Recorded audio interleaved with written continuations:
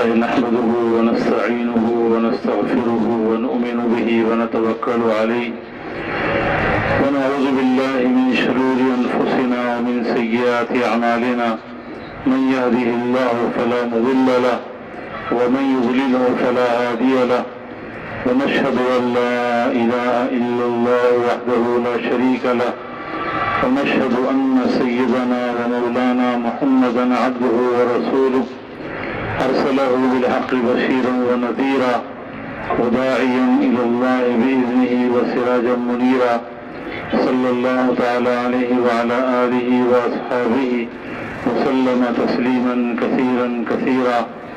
أما بعد فأعوذ بالله من الشيطان الرجيم. بسم الله الرحمن الرحيم. يا أيها الذين آمنوا هل أدلكم على تجارة تنجيكم من عذاب أليم تؤمنون بالله ورسوله وتجاهدون في سبيل الله بأموالكم وأنفسكم ذلكم خير لكم إن كنتم تعلمون يغفر لكم ذنوبكم ويدخلكم جنات تجري من تحتها الأنهار ومساكن طيبة في جنات عدن ذلك الفوز العظيم وأخرى تحبونها نصر من الله وفتح قريب وبشر المؤمنين. وقال رسول الله صلى الله عليه وسلم نذر الله امرأ سمع مقالتي فوعاها ثم أداها كما سمعها فرب مبلغ أو عام سامع وكما قال صلی اللہ علیہ وسلم. میرے محترم دوست اور بزرگوں، آپ حضرات بہت زیادہ خوش قسمت ہیں اور بہت مبارکباد کے مستحق ہیں کہ آج اللہ کے دین کی نسبت پر اس گرمی میں اور اتنی مشقت کے ساتھ اللہ کے دین کے لیے یہاں پر تشریف لائے ہوئے ہیں. یہ بہت بڑی سعادت کی بات ہے. یہ جو مشقت آج نظر آ رہی ہے یہ مشقت تو تھوڑے وقت کی ہے، ختم ہو جائے گی، لیکن اس مشقت کے بعد جو کچھ ملنے والا ہے وہ ہمیشہ باقی رہے گا. ایک حدیث میں آتا ہے کہ جب بہت سخت گرمی ہوتی ہے تو بندہ کہتا ہے لا الہ الا اللہ، اللہ کے علاوہ کوئی معبود نہیں. اس میں اشارہ اس بات کی طرف کیا گرمی ہو سردی ہو میں تو اللہ کا بندہ ہوں اور یہ گرمی اللہ کی طرف سے آئی ہے. اور یہ کہنے کے بعد وہ کہتا ہے کہ کتنی سخت گرمی ہے اور پھر اللہ سے دعا مانگتا ہے اللہم انی اعوذ بک من حر جہنم، اے اللہ میں تجھ سے پناہ مانگتا ہوں جہنم کی گرمی سے. دنیا کی گرمی کو دیکھ کر جہنم کی گرمی یاد آ جائے اور وہ جہنم کی گرمی سے بچنے کے لیے آدمی اللہ سے دعا مانگے تو فرمایا کہ اللہ تعالیٰ فرماتے ہیں فرشتوں کو گواہ فرما کے کہ تم گواہ رہنا میں نے اسے جہنم کی گرمی سے بچا لیا. تو اللہ کے دین کی نسبت پر گرمی برداشت کرنا، سردی برداشت کرنا، تکلیف کا اٹھانا آج یہ رواج میں نہیں ہے. بھائی بیٹھ جاؤ، بھائی بیٹھنے کو بٹھاؤ، بھائی توجہ کے ساتھ، توجہ کے ساتھ بات کو سننا ہے، ٹھیک ہے نا بھائی. ہمارے ماحول کے اندر ہمارے ماحول کو اچھا بنائے. تو اللہ کے دین کی نسبت پر یہ تکلیف کا اٹھانا یہ اللہ کو بہت زیادہ پسند ہے اور اس پر جو ملے گا اس کے ملنے کے بعد یہ دنیا کی ساری تکلیفیں ختم ہو جائیں گی. اور جو لوگ دنیا کے لیے مشقتیں اٹھاتے ہیں، آج دنیا کے لیے تکلیف اٹھانے کا ماحول ہے، مشقتیں اٹھانے کا ماحول ہے، دنیا کے لیے لوگ بہت تکلیفیں اٹھاتے ہیں. لیکن میرے محترم دوست بزرگوں، جو اللہ کے دین کے لیے اپنی جان اور مال کو قربان کرتے ہیں، اللہ کے لیے تکلیفیں اٹھاتے ہیں، اللہ کی نسبت پر، اللہ کے دین کی نسبت پر، یہ اللہ کے ہاں بہت زیادہ پسندیدہ لوگ ہیں اور بہت زیادہ اللہ کے ہاں ان کو انعامات ملنے والے ہیں. یہ تجارت تو سب سے بڑی تجارت ہے یہ جو آپ حضرات یہاں تشریف لائے ہوئے ہیں یہ آخرت کی بہت بڑی تجارت کرنے کے لیے آئے ہوئے ہیں، بہت بڑی سودا گری کرنے کے لیے آئے ہیں، بہت کچھ لینے کے لیے آئے ہیں۔ جو اللہ کے ہاں ملنا ہے، اس دین کی محنت پر، اس قربانی پر اگر اس کو سامنے رکھیں گے، اس کا استعمال کریں گے تو دنیا کی ساری تکلیف آسان ہو جائے گی۔ اللہ رب العزت ارشاد فرماتے ہیں کہ اے ایمان والو، کیا میں تمہیں ایسی تجارت نہ بتاؤں جو تمہیں جہنم کے دردناک عذاب سے نجات دلا دے۔ اللہ ہم سب کو جہنم کے دردناک عذاب سے محفوظ فرمائے۔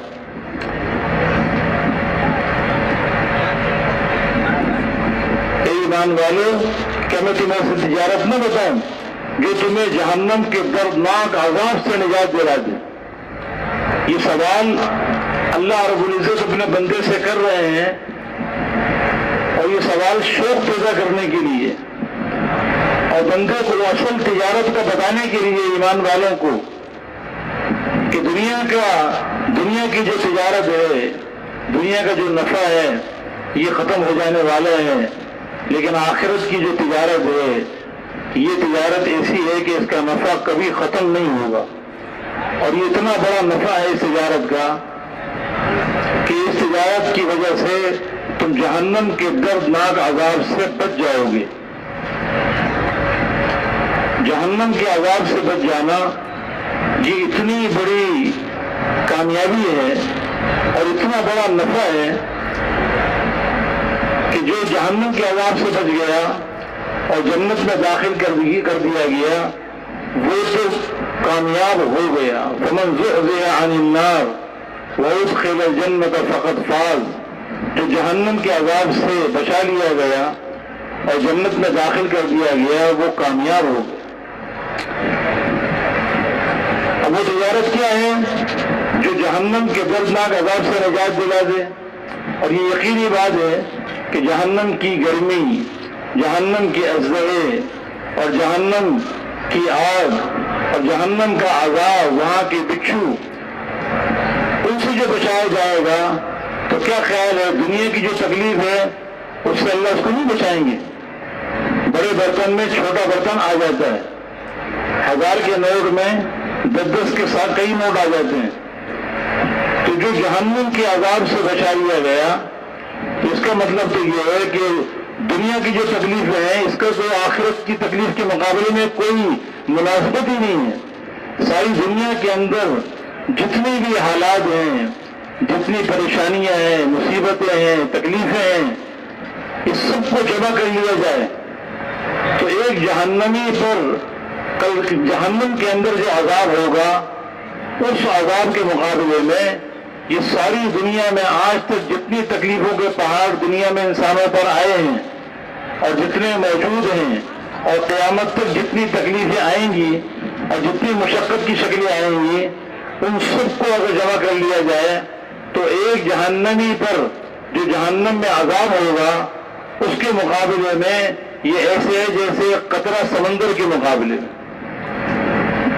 سمندر بھی محدود ہے لیکن جہنم کا عذاب تو لامحدود ہے۔ تو یہ کتنی بڑی بات ہے کہ ایسی تجارت کہ جو دردناک عذاب سے نجات دلا دے تو دنیا کی ساری تکلیفوں سے بھی وہ نجات دلانے کا ذریعہ بنے گی۔ اور وہ کیا ہے؟ وہ پیسے کا جمع کرنا نہیں ہے کہ بہت زیادہ مال ہوگا تو دنیا اور آخرت کی تکلیفوں سے نجات مل جائے گی، یا دنیا کا بہت بڑا عہدہ حاصل کر لیا، کسی ملک کا بادشاہ بن گیا، وزیر بن گیا تو اس کو جہنم کے عذاب سے بچا لیا جائے گا، دنیا کی تکالیف سے بچا لیا جائے گا، نہیں۔ وہ تجارت کیا ہے؟ تؤمنون باللہ ورسولہ۔ اس کا سرمایہ، سب سے پہلے اس کا سرمایہ ایمان ہے، اللہ پر ایمان، اللہ کے رسول پر ایمان، اللہ کو ایسے ماننا جیسے اللہ اپنی ذات و صفات میں ہے، اللہ کو اس طرح پہچاننا جس طرح اللہ رب العزت اپنی ذات و صفات کے اندر ہیں، اور اللہ پر ایمان لانا کہ اللہ رب العزت اس ساری کائنات کو پیدا کرنے والے ہیں، اس ساری کائنات کے خالق و مالک ہیں، اس ساری کائنات اللہ کا قبضہ ہے اور یہ ساری کائنات اللہ نے بنائی ہے اور اللہ ہی کے قبضے میں ہے اور اللہ رب العزت یہ ساری کائنات میں تدبیر فرما رہے ہیں اور تصرف کر رہے ہیں.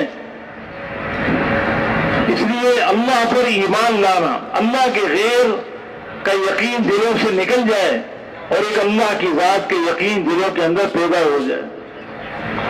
جہاں جہاں سے ہوتا ہوا نظر آ رہا ہے وہاں سے نگاہ ہٹ جائے اور وہ اللہ جو نظر نہیں آ رہا اس اللہ پر یقین دلوں کے اندر پیدا ہو جائے.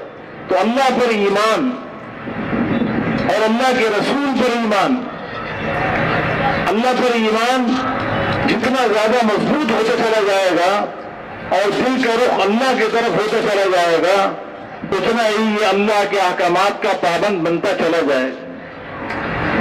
تو ایمان اللہ پر اور اللہ کے رسول پر، اللہ کو ماننا اور اللہ کی ماننا، اللہ کے رسول کو ماننا، اللہ کے رسول کی ماننا، ہر حال میں یہ دیکھنا کہ میرا اللہ مجھ سے کیا چاہتا ہے اور اللہ کی اس چاہت کو حضرت محمد صلی اللہ علیہ وسلم نے کس طرح پورا کیا ہے. اسی کے لیے کلمہ لا الہ الا اللہ محمد الرسول اللہ یہ کلمہ معرفت بھی ہے اور یہ کلمہ معرفت ہے اور یہ کلمہ وہ عبدیت کا کلمہ بھی ہے کہ اللہ کو پہچاننا کہ جس اللہ نے ہمیں پیدا کیا ہے وہ اللہ کتنی قدرت و طاقت والا ہے، جو اللہ خود اپنا تعارف کرا رہا ہے اپنے بندوں کو اور اپنی عظمت دلوں میں بٹھانے کی دعوت دے رہا ہے کہ میرے بندوں مجھے پہچانو میں کون ہوں. هو اللہ الذی لا الہ الا ہو عالم الغیب والشہادہ، میں وہ اللہ ہوں کہ میرے علاوہ کوئی معبود نہیں ہے، میرے علاوہ کوئی مقصود نہیں ہے، میرے علاوہ کوئی مطلوب نہیں، میرے علاوہ کوئی کام بنانے والا نہیں، میرے علاوہ کوئی عزت دینے والا نہیں، میرے علاوہ کوئی ذلیل کرنے والا نہیں، میرے علاوہ تمہارے کوئی کام بنانے والا نہیں، میرے علاوہ کوئی تمہارے مسائل کو حل کرنے والا نہیں. میں اکیلا تن و تنہا اس کائنات کو جیسے میں نے پیدا کیا ہے اسی طرح اس ساری کائنات کی ہر چیز پہ میرا قبضہ ہے اور یہ ساری کائنات میرے امر کے ساتھ جکڑی ہوئی ہے. عزت، ذلت، کامیابی، ناکامی، نفع اور نقصان یہ سب میرے ہاتھ میں ہے. تو اللہ کو پہچاننا اور اللہ کا تعارف کرنا اور اللہ کے بندوں کو اللہ کا تعارف کروانا، تو سب سے پہلا سرمایہ سجارت کا کیا ہے؟ اللہ پر ایمان لانا اور اللہ کے رسول پر ایمان لانا کہ اللہ کے سب سے زیادہ لاڈلے نبی، سب سے زیادہ محبوب نبی، سب سے زیادہ اللہ کے لاڈلے اور پیارے نبی کون ہیں؟ ہمارے اور آپ کے پیارے نبی حضرت محمد صلی اللہ علیہ وسلم، جو ساری کائنات کے دولہ ہیں، سارے نبیوں کے بھی سردار ہیں، اولین اور آخرین کے سردار ہیں، جنہیں اللہ رب العزت نے خاتم النبیین بنایا اور اللہ رب العزت نے جن کو سارے نبیوں کا سردار بنایا ہے. ہم ہر حال میں حضرت محمد صلی اللہ علیہ وسلم کے مبارک طریقے کو دیکھ کے زندگی گزاریں گے، اپنی خواہشات کو قربان کر کے اللہ کے احکامات کو پورا کرنے والے بنیں گے اور رسم و رواج سے نکل کر حضرت محمد صلی اللہ علیہ وسلم کے مبارک طریقے پر چلیں گے. تو اس تجارت کا پورا سرمایہ اپنے ایمان کو بنانے کی محنت کرنا. اور دوسری بات کیا ہے؟ اللہ کے رسول پر ایمان. وَتُجَاهِدُونَ فِي سَبِيلِ اللَّهِ بِأَمْوَالِكُمْ وَأَنفُسِكُمْ، اللہ کے دین کو دنیا میں زندہ کرنے کے لیے اس ایمان کی محنت کو دنیا میں عام کرنا، اللہ کے احکامات کو دنیا میں عام کرنے کی محنت کرنا، ایمان، عبادات اور قرآن و حدیث والا علم، اللہ کا ذکر اور حضور اکرم صلی اللہ علیہ وسلم کے مبارک اخلاق، اس کو ساری دنیا کے اندر عام کرنے کے لیے اپنی جان لگانا اور اپنا مال لگانا. جو یہ سرمایہ لے کر آ جائے گا اور اپنا ایمان بنا لے گا، اللہ سے اپنا تعلق قائم کر لے گا اور اللہ کے احکامات کا پابند بن کے زندگی گزارے گا اور حضور اکرم صلی اللہ علیہ وسلم کے مبارک طریقے میں زندگی گزارے گا اور اس کو دنیا میں عام کرنے کی محنت کرنے والا بنے گا تو یہ اس تجارت کو کرنے والا ہے، اور یہ جب اس تجارت کو کرنے والا بنے گا تو اللہ رب العزت اس سے خوش ہو کر اس کو جہنم کے دردناک عذاب سے نجات دیں گے۔ اب میرے محترم دوست بزرگوں، ایمان جب دلوں میں آتا ہے تو اپنی نشانیاں لے کر آتا ہے، ایمان کی علامتیں ہیں۔ ایک وقت حضور اکرم صلی اللہ علیہ وسلم کی خدمت میں آیا، آپ نے فرمایا کہ تم کون لوگ ہو؟ انہوں نے کہا ہم پکے ایمان والے ہیں، نحن المؤمنون باللہ حقا، ہم پکے ایمان والے ہیں۔ تو حضور اکرم صلی اللہ علیہ وسلم نے فرمایا کہ بھئی ہر حق بات کی کوئی حقیقت ہوتی ہے اور کوئی نشانی ہوتی ہے، تمہارے حق سچے ایمان والے ہونے کی کیا علامت ہے؟ تو انہوں نے کہا کہ اللہ کے نبی ہمارے اندر 15 صفات پائی جاتی ہیں، 15 علامتیں ایمان کی پائی جاتی ہیں۔ 5 علامتیں وہ ہیں جس کا ہمیں آپ نے حکم دیا، اور 5 علامتیں وہ ہیں ایمان کی جس کا ہمیں آپ کے صحابہ کرام نے حکم دیا، اور 5 علامتیں وہ ہیں جو جاہلیت یعنی کفر کے زمانے سے ہمارے اندر پائی جاتی ہیں، اور ابھی تک وہ 5 صفات ہمارے اندر موجود ہیں۔ اگر آپ ان سے ہمیں منع کریں گے تو ہم رک جائیں گے۔ آپ نے فرمایا بھئی وہ 5 علامتیں کون سی ہیں جس کا میں نے تمہیں حکم دیا؟ تو انہوں نے کہا کہ آپ نے ہمیں حکم دیا کہ ہم اللہ پر ایمان لائیں، امرتنا ان نؤمن باللہ وملائکتہ وکتبہ ورسلہ والبعث بعد الموت۔ آپ نے ہمیں اس بات کا حکم دیا کہ ہم اللہ پر ایمان لائیں، اللہ کی کتابوں پر ایمان لائیں، اللہ کے فرشتوں پر ایمان لائیں، اور اللہ کے رسولوں پر ایمان لائیں، اور مرنے کے بعد دوبارہ اٹھنے پر ایمان لائیں۔ تو آپ نے پوچھا کہ یہ بتاؤ کہ میرے صحابہ کرام نے تمہیں کس بات کا حکم دیا، وہ 5 باتیں کون سی ہیں؟ تو انہوں نے کہا کہ آپ کے صحابہ کرام نے ہمیں حکم دیا اس بات کا کہ ہم اس بات کی گواہی دیں کہ اللہ کے علاوہ کوئی معبود نہیں، اور آپ اللہ کے سچے رسول ہیں، اور دوسرے اس بات کا حکم دیا کہ ہم فرض نماز کو قائم کریں، تیسرا اس بات کا حکم دیا کہ رمضان کے روزے رکھیں، چوتھا اس بات کا حکم دیا کہ فرض زکوٰۃ کو ادا کرے، اور 5واں اس بات کا حکم دیا کہ اگر بیت اللہ جانے کی طاقت ہو تو بیت اللہ کا حج کرے۔ آپ نے فرمایا کہ اچھا وہ 5 باتیں کون سی ہیں جو جاہلیت کے زمانے سے تمہارے اندر پائی جاتی ہیں؟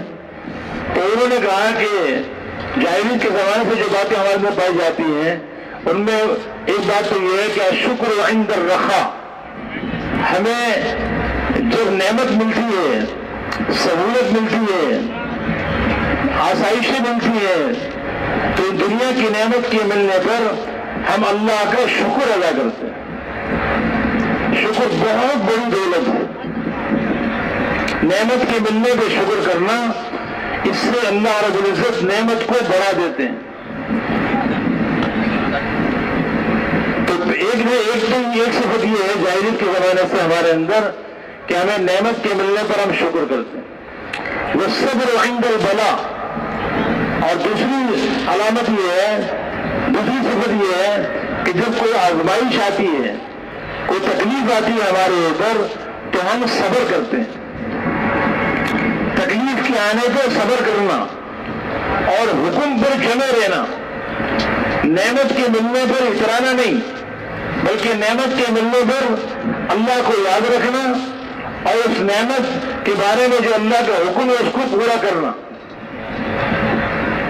اور تکلیف آ جائے، پریشانی آ جائے، آزمائش آ جائے تو اس تکلیف اور آزمائش کی وجہ سے حکم کو نہ چھوڑنا بلکہ حکم پر جمے رہنا، دین پر جمے رہنا اور تکلیف کو برداشت کرنا۔ والصبر عند البلاء، اور تیسری علامت یہ ہے والرضا بمر القضاء، جب ہم تقدیر پر دل سے راضی ہیں. جو بھی تقدیر میں ہمارے بارے میں لکھا گیا ہے، چاہے وہ تقدیر کڑوی کیوں نہ ہو، اس پہ ہم دل سے راضی ہیں. کوئی ہم شکوہ شکایت نہیں کرتے. والصدق فی مواطن اللقاء. اور چوتھی صفت یہ ہے کہ جب دشمنوں سے مقابلہ ہو جائے، اللہ کے دین کے لیے ہمیں دشمنوں سے مقابلہ کرنا پڑ جائے اور میدان جہاد میں ہم اتر آئیں، تو پھر ہم وفاداری کے ساتھ میدان میں جمے رہتے ہیں اور میدان کو چھوڑ کے نہیں بھاگتے. اور پانچویں صفت یہ ہے وترک الشماتۃ بالمصیبہ ان حلت بالاعداء. اگر تکلیف و پریشانی دشمنوں پر بھی آ جائے تو ہم اس پر خوشی نہیں مناتے. یہ جب 15 علامتیں ایمان کی حضور اکرم صلی اللہ علیہ وسلم نے سنی تو آپ بڑے خوش ہوئے اور آپ نے فرمایا کہ ادباء فقہاء کادوا ان یکونوا انبیاء من خصال ما اشرفها. تم تو بڑے عظیم لوگ ہو اور بہت فقیہ و سمجھدار لوگ ہو. یہ ایسی صفات ہے کہ قریب ہے کہ یہ نبی بن جاتے ہیں، لیکن چونکہ میرے پاس نبوت نہیں ہے، لیکن یہ صفات نبوت والی صفات ہے.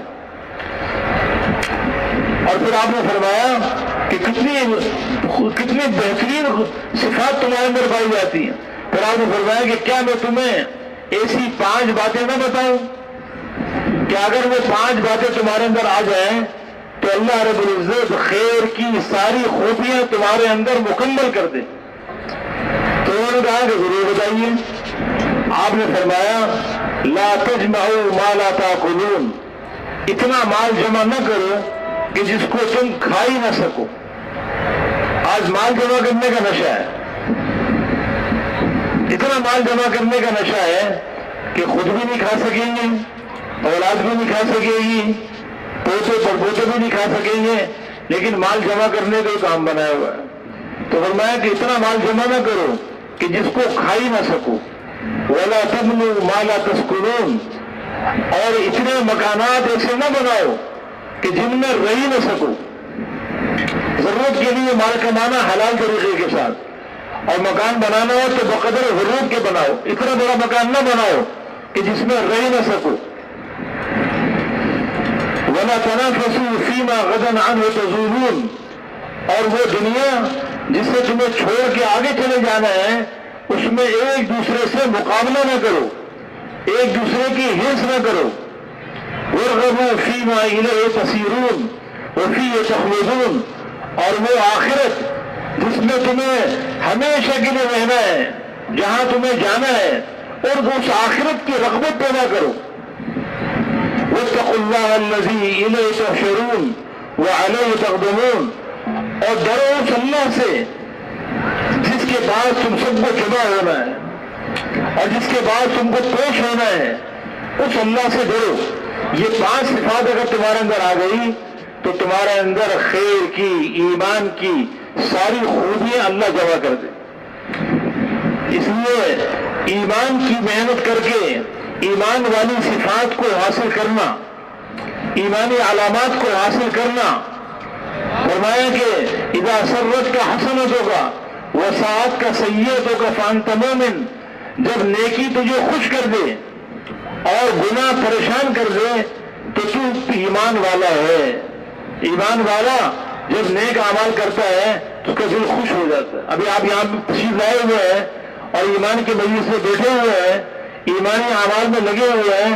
اگر یہ تکلیف آ رہی ہے لیکن دل خوش ہے، دل مطمئن ہے کہ یہ کتنی بڑی بات ہے کہ اللہ نے ہمیں ایمان کی محنت کے لیے، دین کی محنت کے لیے یہاں پر آنے کی توفیق دی اور اس تکلیف کو برداشت کرنے کا بھی اللہ نے موقع دیا. تو جب نیکی خوش کر دے اور برائی پریشان کر دے تو جان لو کہ تم ایمان والے ہو. جب یہ ایمان دلوں کی گہرائی میں اتر جائے گا تو پھر اس ایمان کی حلاوت اللہ تعالیٰ ایسی ادا فرمائیں گے کہ پھر کوئی بھی اللہ کی نافرمانی وہ مشکل ہو جائے گی اور اللہ کا ہر حکم آسان ہو جائے گا. جتنا ایمان میں قوت آتی جاتی ہے اور ایمان میں ترقی ہوتی ہوتی ہے اتنے انسان اللہ کے قریب ہوتے چلا جاتا ہے، اللہ کی محبت دل کے اندر بیٹھی جاتی ہے، اور جتنی اللہ کی محبت میں اضافہ ہوتا ہے اتنا ہی اللہ کے احکامات کا پابند بنتا چلا جاتا ہے۔ والذین آمنوا اشد حبا للہ، ایمان والے اللہ رب العزت سے بہت شدت کے ساتھ محبت کرتے ہیں۔ ایمان کا تقاضا اللہ سے محبت ہے، اور اللہ کی محبت کا تقاضا اطاعت ہے۔ اللہ کی محبت میں جتنی یہ ترقی کرے گا اتنے ہی اللہ کے احکامات اس کے نزدیک مرغوب ہو جائیں گے، محبوب ہو جائیں گے، اور احکامات کو پورا کرنے میں جو تکلیف آئے گی وہ تکلیف بھی اس کو مرغوب اور محبوب ہو جائے گی۔ اس لیے اس تکلیف کی وجہ سے یہ احکامات کو توڑے گا نہیں، احکامات کو چھوڑے گا نہیں، نیک اعمال کو چھوڑے گا نہیں۔ اس لیے صحابہ کرام فرمایا کرتے تھے کہ وجدنا خیر الخیر فی القرب، ہمیں خیر کی خیر بھی ناگواریوں میں پائی، ہم نے خیر کی خیر بھی ناگواریوں میں پائی۔ اللہ کے دین کے لیے اللہ کی محبت میں جو ناگواریاں آتی ہیں، تکلیفیں آتی ہیں، اس میں ہمیں بڑی خیریں نظر آئی اور اس میں ہماری بڑی ترقی ہوئی۔ اس لیے میرے محترم دوست بزرگوں، یہ دعوت تبلیغ کے نام سے جو محنت ہو رہی ہے یہ اسی ایمان کو بنانے کی محنت ہے، اپنے یقینوں کو بنانے کی محنت ہے، اللہ سے تعلق قائم کرنے کی محنت ہے۔ ایمان مال کی محنت سے نہیں بڑھے گا، عہدوں کی محنت کرنے سے ایمان میں ترقی نہیں ہوگی، تجارت پر محنت کرنے سے ایمان میں ترقی نہیں ہوگی، زمینداری کی محنت سے ایمان میں ترقی نہیں ہوگی۔ ایمان میں جو ترقی ہوگی اور ایمان جو بنے گا، اللہ سے جو تعلق قائم ہوگا وہ ایمان کی محنت سے بنے گا، اور وہ دعوت والی محنت ہے، وہ نبیوں والی محنت ہے۔ جتنی نبیوں والی محنت نبیوں والی طرف پر ہوگی، نبیوں کی محنت کے نہج پر ہوگی، اتنا ہی ایمان میں ترقی ہوتی چلی جائے گی۔ حضور اکرم صلی اللہ علیہ وسلم نے سب سے پہلے ایمان کی دعوت دی، ایمان کی دعوت دی، اور ہر صحابی کو ایمان کی دعوت میں لگایا، ایمان کے بولوں کے بولنے پر لگایا کہ اللہ سے ہونے کو بار بار کہو۔ آپ مکے کی گلیوں کے اندر پھرا کرتے تھے اور یہ آواز لگاتے تھے، یا ایھا الناس قولوا لا الہ الا اللہ تفلحوا، اے لوگوں لا الہ الا اللہ کہہ دو کامیاب ہو جاؤ، لا الہ الا اللہ کہہ دو کامیاب ہو جاؤ گے۔ مکے کی گلیوں میں سخت گرمی کے اندر، مکے کی گرمی آپ کی شکارپور کی گرمی سے بھی زیادہ ہے، اور ہم تو یہاں پر صاحبان کے نیچے بیٹھے ہوئے ہیں۔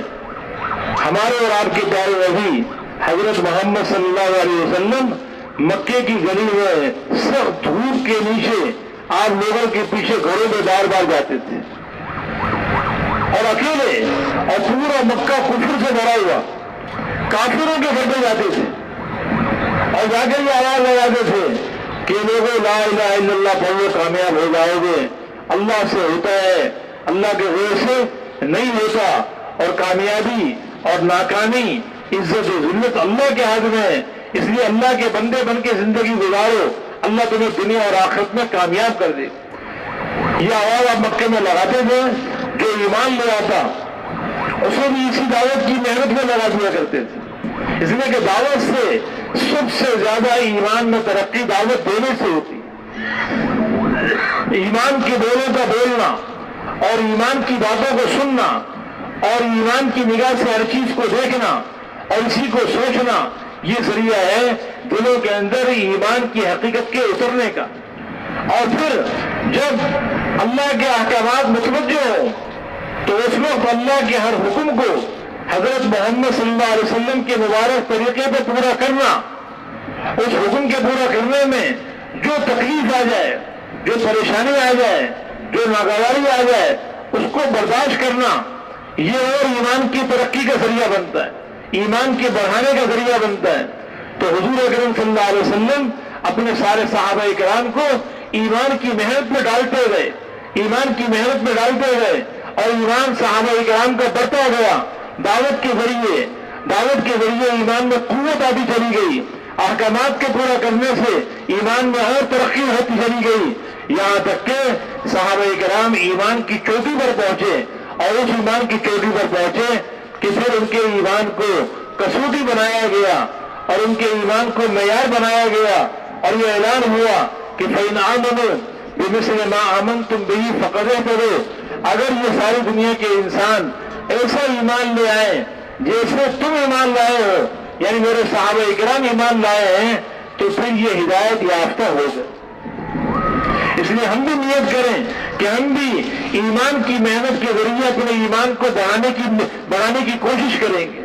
ہمارے یہاں پر آنا اور یہ تبلیغ کی محنت میں نکلنا اور یہ اللہ کے واسطے کی نقل و حرکت، یہ اجتماعات، یہ اسی لیے کہ ہم ایسی محنت کرنے والے بن جائیں کہ ہمارے دلوں میں اللہ کی ذات عالی کے یقین بڑھتا چلا جائے اور ایمان میں ہم روزانہ آگے بڑھ رہے ہوں، اللہ کی محبت میں اضافہ ہو رہا ہو، اللہ کی قدرت و طاقت کے یقین دلوں میں بڑھ رہا ہو، اللہ رب العزت کا تعارف ہمارے دلوں کے اندر بڑھتا چلا جائے اور اللہ کے احکامات ہمارے نزدیک مرغوب اور محبوب ہوتے چلے جائیں، اللہ کی نافرمانیاں مبغوض اور مکروہ ہوتی چلی جائیں، ہر اللہ کی نافرمانی سے ہمیں نفرت ہو اور اللہ کے ہر حکم سے ہمیں محبت ہوتی چلی، پھر نماز پڑھنے میں اندر مزہ آئے گا، قیام کرنے میں مزہ آئے گا، نماز میں قرآن کی تلاوت کرنے کے اندر مزہ آئے گا، نماز میں رکوع کرنے میں مزہ آئے گا، ذکر کرنے میں مزہ آئے گا،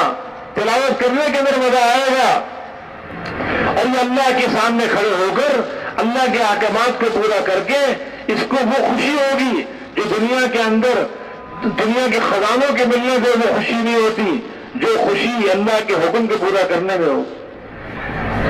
دنیا کے بڑے بڑے عہدوں کے ملنے پر اس کو فخر نہیں ہوگا، بلکہ 2 رکعت نماز کے پڑھنے پر اس کو فخر ہوگا، ایک سبحان اللہ کہنے پر اس کو وہ مزہ آئے گا کہ دنیا کے اچھے کھانے کھانے میں وہ لذت نہیں آئے گی جو ذکر کرنے میں اس کو لذت آئے گی۔ اس لیے میرے محترم دوست لوگوں، یہ نبی والی محنت ایمان کی ترقی کا ذریعہ ہے، اس لیے ایمان کو بنانا، یقین کو بنانا اور پھر اپنی عبادات پر محنت کرنا، اپنے اخلاق کو اعلیٰ سے اعلیٰ بنانا، یہ سب نبیوں کی محنت کا راستہ ہے اور یہ وہ تجارت ہے جو تجارت ہمیں دنیا کی ساری تکلیفوں سے بچائے گی، دنیا کی پریشانیوں سے، دنیا کی تکلیفوں سے اور آخرت کی تمام تکلیفوں سے بچانے کا یہ ذریعہ بنے گی، اور وہ تمام کی تمام کامیابیوں کی شکلیں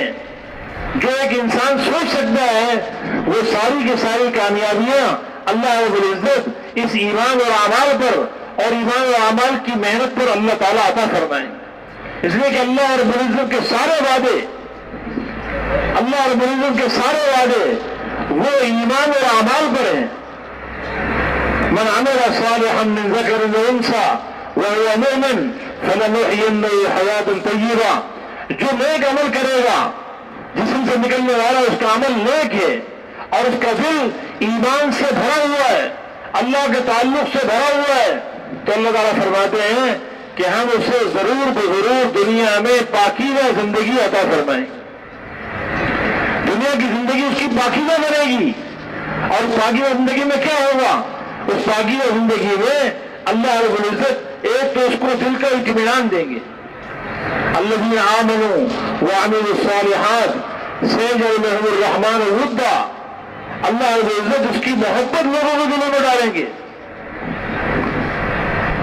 دلوں کے اندر اطمینان ملے گا، الا بذکر اللہ تطمئن القلوب، دل اطمینان سے بھر جائے گا، اور دل کے اندر اطمینان کا ہونا یہ دنیا کے اندر ہی جنت کے ماحول کا ملنا ہے، دلوں کا اطمینان اور لوگوں کے دلوں میں محبت، سيجعل لهم الرحمن ودا، اللہ ایمان والوں کی اور نیک اعمال کرنے والوں کی محبت سب کے دلوں میں ڈال دیتے ہیں، انسانوں کے دلوں میں ڈالتے ہیں اور جانوروں کے دلوں میں اللہ محبت ڈال دیتے ہیں، اور اللہ رب العزت اس کی ایسی پاکیزہ زندگی عطا فرمائیں گے کہ اس کو باہر کے لوگوں سے امن ہوگا، باہر کے ماحول میں اللہ امن قائم کر دیں گے، الذین آمنوا ولم یلبسوا ایمانهم بظلم اولئک لهم الامن وهم مہتدون، خوف کے ماحول سے اللہ بچائیں گے اور امن کا ماحول عطا فرمائیں گے، اور روزی میں اللہ برکتیں پیدا کریں گے، کھانے میں، پینے میں، لباس میں، مکان میں، اولاد میں۔ وَلَوْ أَنَّ أَهْلَ الْقُرَىٰ آمَنُوا وَاتَّقَوْا لَفَتَحْنَا عَلَيْهِمْ بَرَكَاتٍ مِّنَ السَّمَاءِ وَالْأَرْضِ، اگر یہ بستی والے ایمان لے آئیں، کامل ایمان بنا لیں، تقوی کامل حاصل کر لیں، تو ہم ان کے اوپر آسمان و زمین سے برکتوں کے دروازے کھول دیں۔ یہ دنیا کی نعمت اللہ دیں گے، اور آخرت میں کیا دیں گے؟ آخرت میں اللہ کیا عطا فرمائیں گے؟ یدخلکم جنات تجری من تحتها الانہار۔ ایک تو اللہ رب العزت دنیا میں سارے گناہوں کو معاف کر دیں گے، اور جب گناہ معاف ہو گئے تو دنیا کی ساری زندگی جنتی زندگی بن جائے گی، ایمان والی، امن والی، سکون والی، اطمینان والی، برکتوں والی، محبتوں والی۔ اور جب یہ اللہ کے پاس جائے گا تو یہ سارے اعمال کا، سارے دین کے کاموں کا اللہ رب العزت خود بدلہ دیں گے۔ یدخلکم جنات تجری من تحتها الانہار، ایسے باغات میں اللہ داخل کریں گے جن کے نیچے نہریں جاری ہوں۔ ومساکن طیبۃ فی جنات عدن، اور پاکیزہ گھروں میں اللہ داخل کریں گے۔ مساکن طیبہ، پاکیزہ گھروں میں اللہ داخل کریں گے، ایسے پاکیزہ گھر جو ہمیشہ کی جنت میں ہوں گے۔ صحابہ کرام نے پوچھا کہ اللہ کے نبی، یہ مساکن طیبہ کیا ہیں؟ یہ پاکیزہ گھر اس سے کیا مراد ہے؟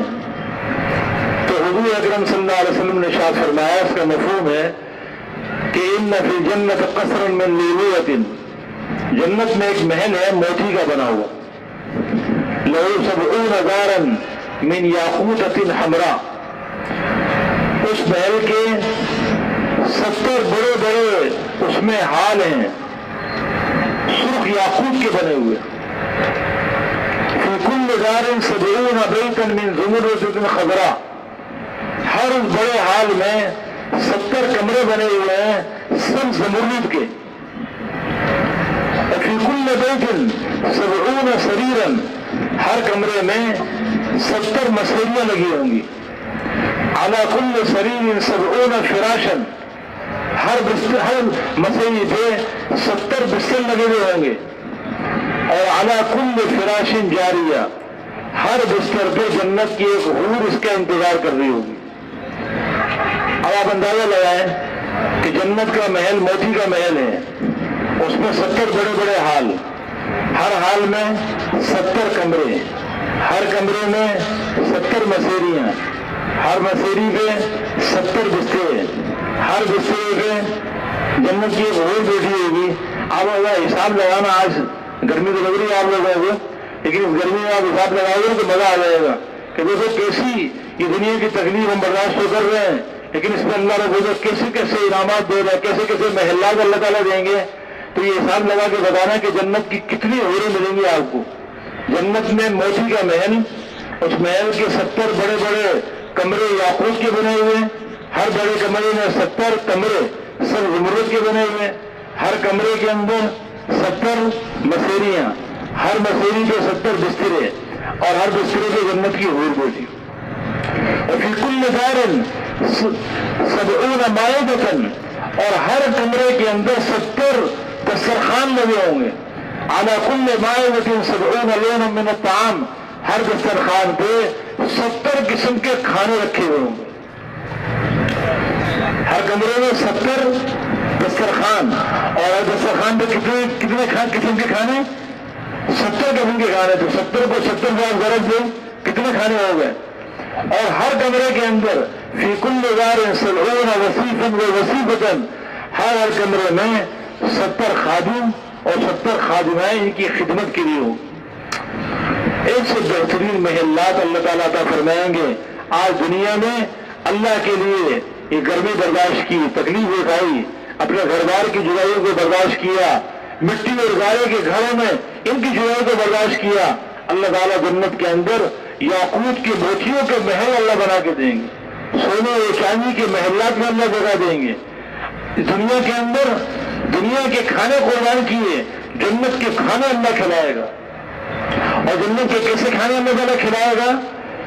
ایسے جنت کے اللہ کھانا کھلائے گا کہ پرندہ اڑتے ہوئے جا رہا ہے اور اڑتے اڑتے ہوئے جنتی کے پاس آئے گا اور آ کر کہے گا کہ اے اللہ کے دوست مجھے کھا لے۔ پھر دوسرا پرندہ آئے گا، کہے گا اللہ کے دوست اس کو نہیں بلکہ مجھے کھا لے۔ تیسرا پرندہ آگے کہے گا اللہ کے دوست اس کو نہیں بلکہ مجھے کھا لے۔ آج ہمارے گھر کی مرغی ان سے دور بھاگتی ہے اور جنت کے پرندے خود تمنا کریں گے کہ یہ اللہ کا ولی، اللہ کا دوست ہمیں کھا لے۔ ایک پرندہ کہے گا کہ اللہ کے دوست مجھے اس لیے کھا لے کہ میں نے جنت کے اندر ان رحمت میری جنت تحت العرش، میں نے عرش کے نیچے جنت الفردوس کی گھاس چری ہے، وہ شریبت من ماء سلسبیل، اور میں نے سلسبیل کا پانی پیا ہے۔ میرا ایک طرف بھنا ہوا ہے اور ایک طرف شوربے والا ہے، آپ جو کھانا چاہیں کھا لیں۔ جنتی جنت کے پرندوں کے گوشت کھائے گا، وہ پرندہ اپنے پروں کو اوپر کرے گا اور یہ نیچے سے گوشت کھاتا رہے گا، تلا ہوا گوشت، بھنا ہوا گوشت، جس طرح کا کھانا چاہے۔ دنیا میں کتنے قسم کے گوشت اللہ نے بنائے ہیں اور کتنے ذائقے رکھے ہیں، کتنے قسم کے طریقوں سے گوشت کو بنایا جاتا ہے۔ جنت کے اندر وہ پتہ نہیں کتنے طریقے ہوں گے اور کتنے ذائقے اللہ پاک نے گوشت میں رکھے ہوں گے۔ یہ جنتی کھائے گا، یہ بھوک کی وجہ سے نہیں کھائے گا، صرف لذت کے لیے کھائے گا، اور پھر وہی پرندہ اڑ کے واپس چلا جائے۔ دنیا کے کھانے قربان کیے اللہ کے لیے، اس کو مؤخر کیا اللہ کے دین کے لیے، اللہ جنت کے بہترین پھلوں، جنت کے پرندوں کے اللہ گوشت کھلائے گا، اور پھر جنت کے پھل اللہ کھلائے گا۔ وہ جنتیں میدان، جنت کے جو درخت ہیں ان کے پھل وہ خود بخود لٹکے ہوئے ہوں گے، اور جنتی کھانا چاہے گا تو اس میں پھل کو توڑنے کے لیے درخت پہ چڑھنا نہیں پڑے گا، بلکہ وہ درخت اس کے خود قریب آ جائے گا، وہ پھل اس کے قریب میں آ جائے گا اور وہ اس کو کھائے گا۔ اور وہ ایسے زبردست پھل ہوں گے کہ حضور پاک علیہ السلام نے فرمایا کہ جنت کے جو پھل ہیں امثال القلال والدلا، بڑے بڑے مٹکوں کی طرح ہے۔ جو بڑا مٹکا ہوتا ہے نا، ایسے بڑے بڑے مٹکوں کی طرح اور بڑے بڑے ڈولوں کی طرح، اور اتنے زبردست وہ پھل ہوں گے کہ احلی من العسل، شہد سے زیادہ میٹھے، الین من السبت، مکھن سے زیادہ نرم، اشد بیاضا من اللبن، دودھ سے زیادہ سفید، اور اس میں کوئی گٹھلی نہیں ہوگی کہ جنتی کو کھاتے کھاتے بیچ میں گٹھلی آ جائے گی تو اس کے مزے میں فرق آ جائے گا، تو اللہ نے جنت کے پھل میں گٹھلی نکال دی۔ دنیا کے اندر جو بیر ہوتا ہے، بیر میں کانٹا لگا ہوتا ہے، تو جنت میں جو بیر ہوگا اس کے کانٹے کی جگہ میں پھل لگا ہوا ہوگا، کانٹا نکلا ہوا ہوگا اور اس کانٹے کی جگہ بھی پھل ہوگا۔ تو ایسے بہترین نعمتیں اللہ تعالیٰ جنت میں دیں گے۔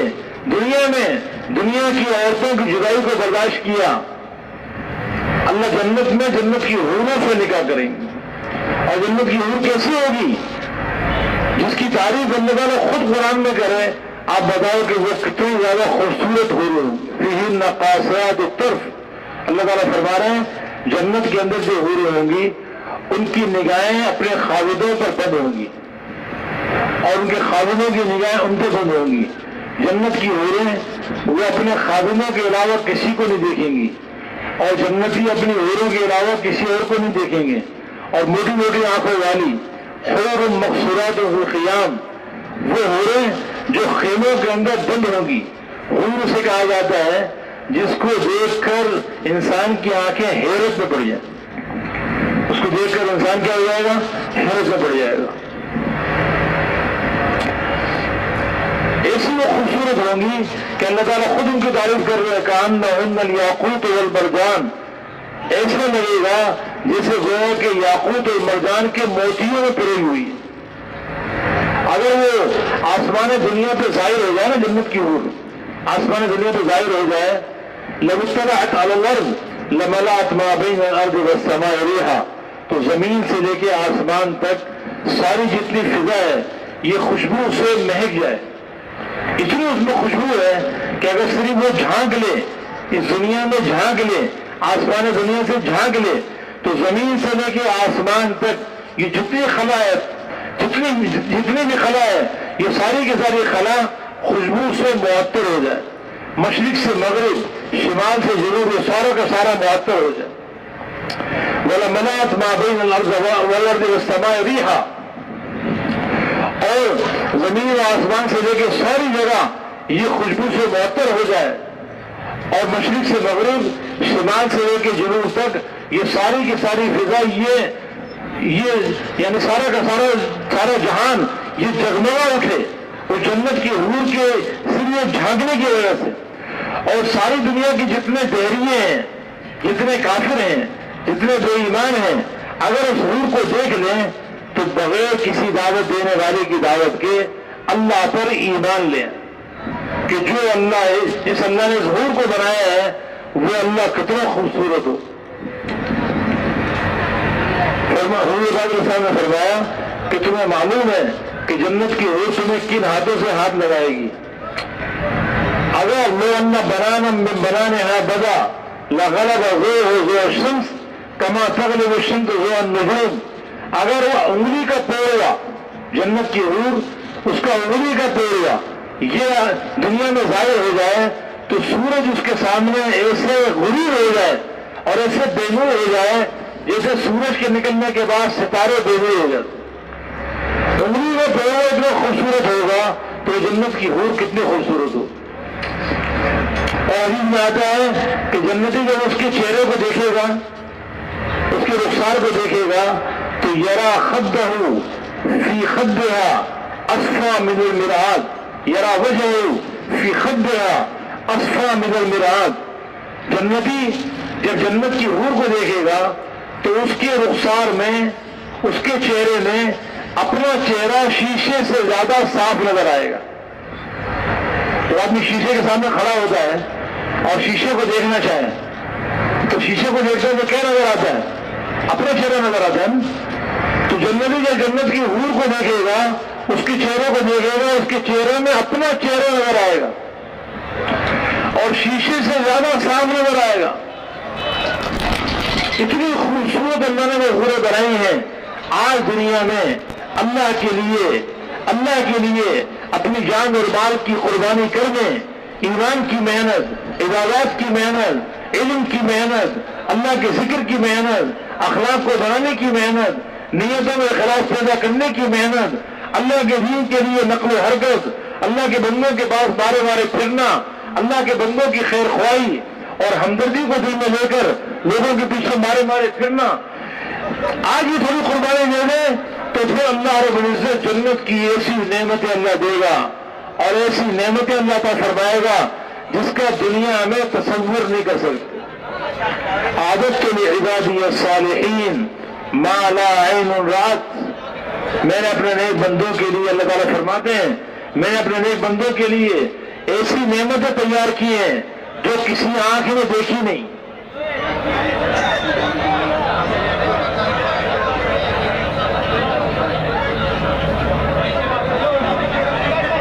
ولا اذن سمعت، اور کسی کان میں سنی نہیں، ولا خطر علی قلب بشر، اور کسی کے دل پر اس کا ذہن گمان نہیں گزرا۔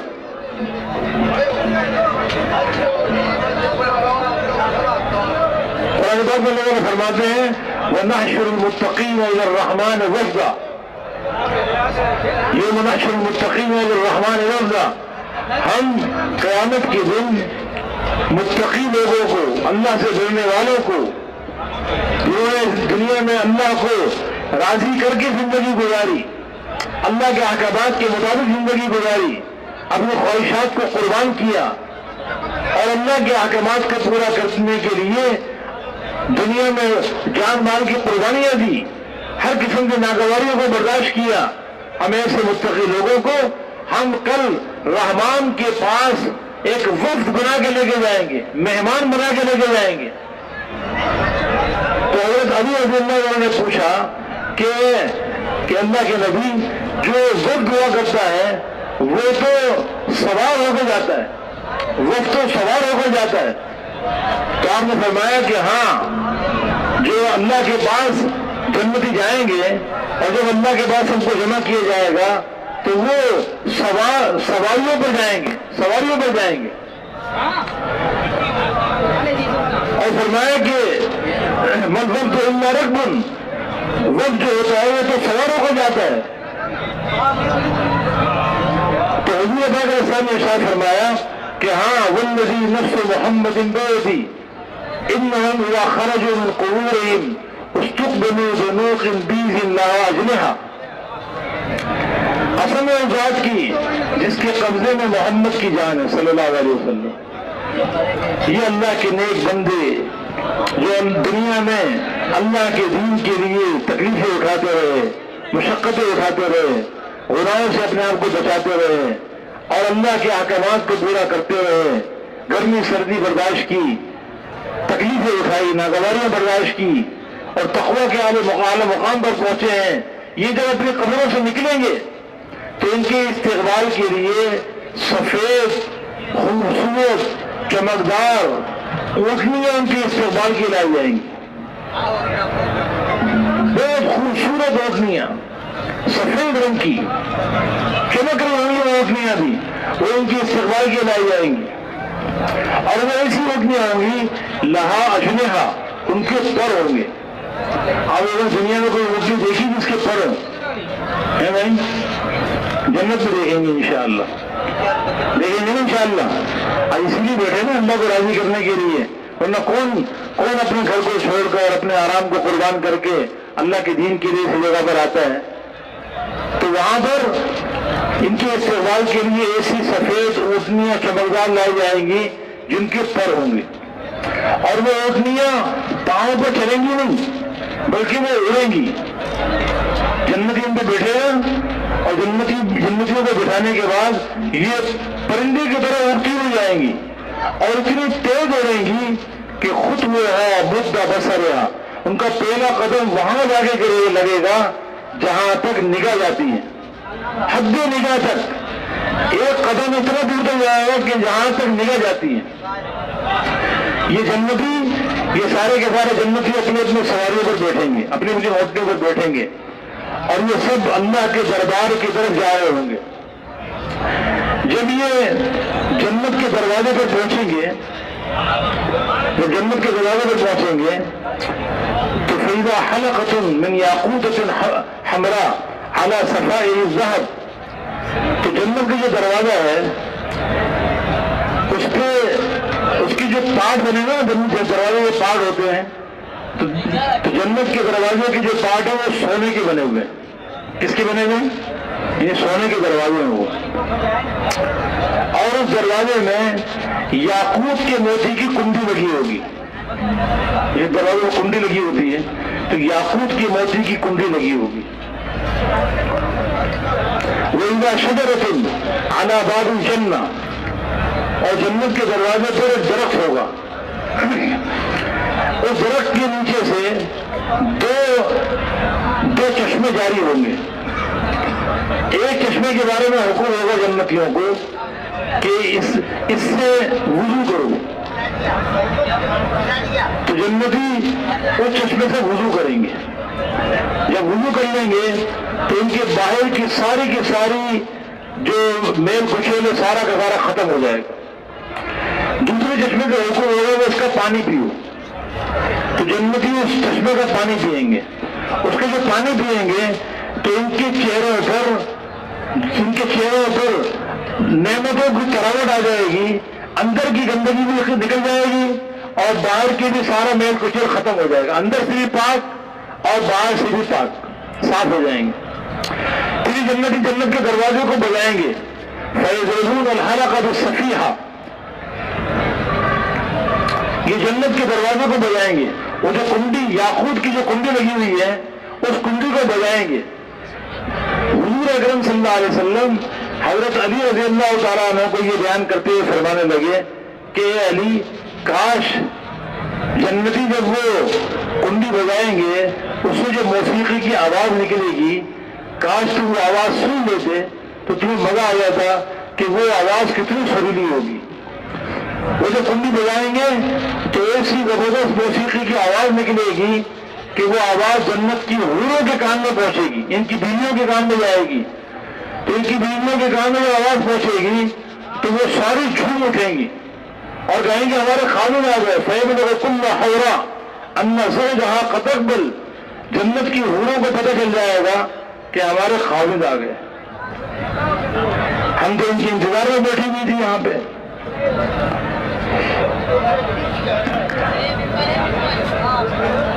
تو جب وہ دروازہ کھلے گا اور جو جنت کا دربان ہوگا، اس دربان پہ جب نکل جائے گی جنتیوں کی، تو اس دربان کا کے چہرے پہ اتنا نور ہوگا اور اتنا خوبصورت ہوگا وہ جنت کا دربان کہ جنتی اس کو دیکھ کے سجدہ کرنے لگیں گے، وہ سمجھیں گے کہ یہی ہمارا رب ہے۔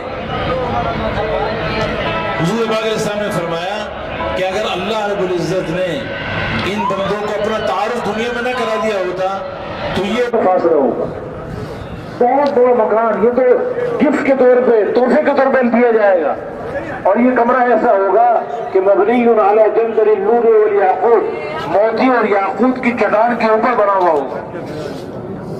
پھر اس کمرے کے اندر یہ اپنی مسیری پر آئے گا،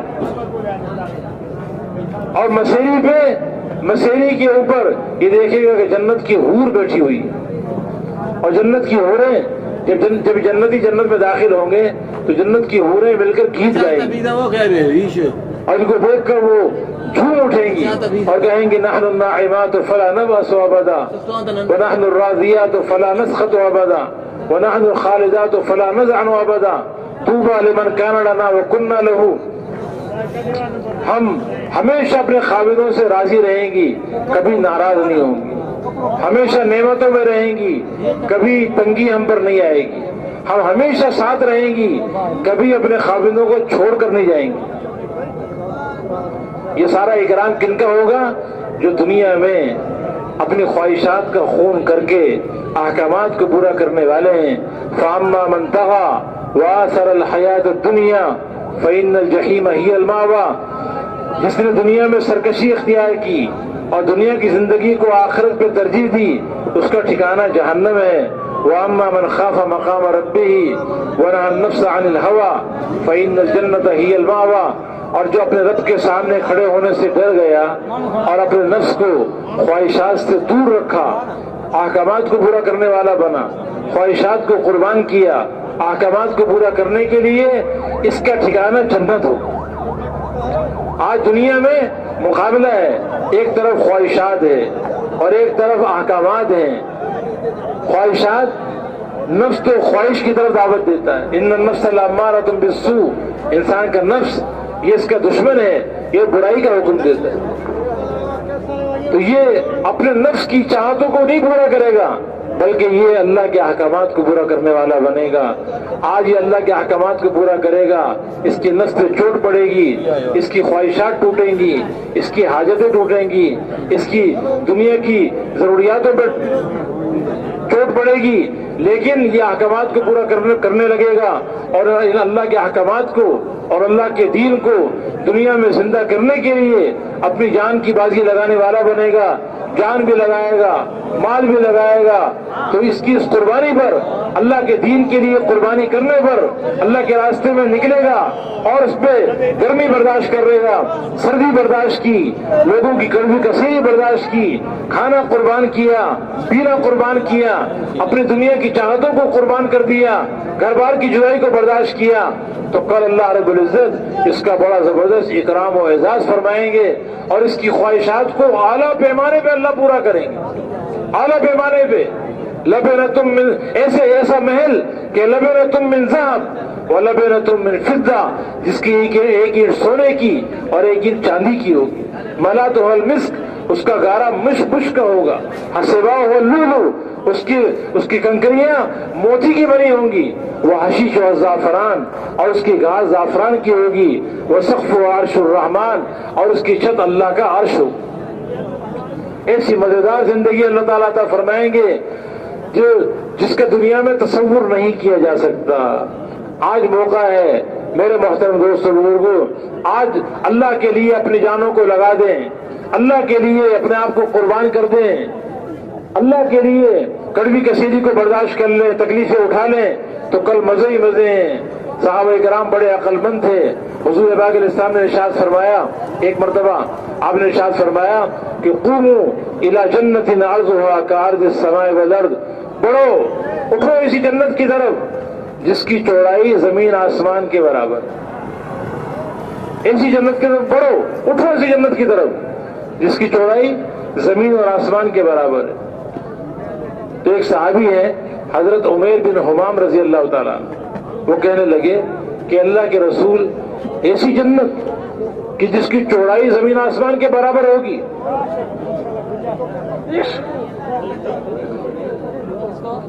آپ نے فرمایا کہ ہاں، ایسی جنت جس کی چوڑائی زمین آسمان کے برابر۔ تو کہنے لگے واہ واہ واہ واہ، بخین بخین، واہ واہ واہ واہ، اب تو مزے ہو گئے، مزے ہو گئے۔ آپ نے کہا یہ واہ واہ کیوں کر رہے ہو؟ کہا کہ اللہ کے نبی، بس یہ دل ہی چاہ رہا ہے کہ مجھے بھی ایسی جنت مل جائے، مجھے بھی ایسی جنت مل جائے۔ آپ نے فرمایا کہ تجھے ایسی جنت ملے گی۔ ان کے بعد ایک تھیلی تھی، اس تھیلی کے اندر کھجوریں رکھی ہوئی تھی، اپنی تھیلی نکال کر کھجوریں کھانے لگے۔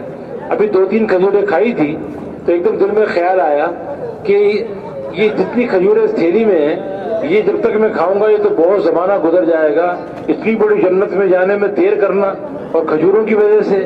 تو کہا نہیں، وہ ساری کھجوریں اٹھا کے پوری تھیلی پھینکی اور دشمن کے مجمع میں گھس گئے اور لڑتے رہے لڑتے رہے لڑتے رہے اللہ کے دین کے لیے، یہاں تک کہ شہید ہو گئے۔ ایک جملے پر پوری جان قربان کر دی۔ اس امت کو اللہ رب العزت نے تاجر بنا کے نہیں بھیجا ہے، یہ زمیندار بن کے نہیں آئی ہے، یہ دنیا کے کاموں کو مقصد بنا کے زندگی گزارنے کے لیے نہیں آئی ہے۔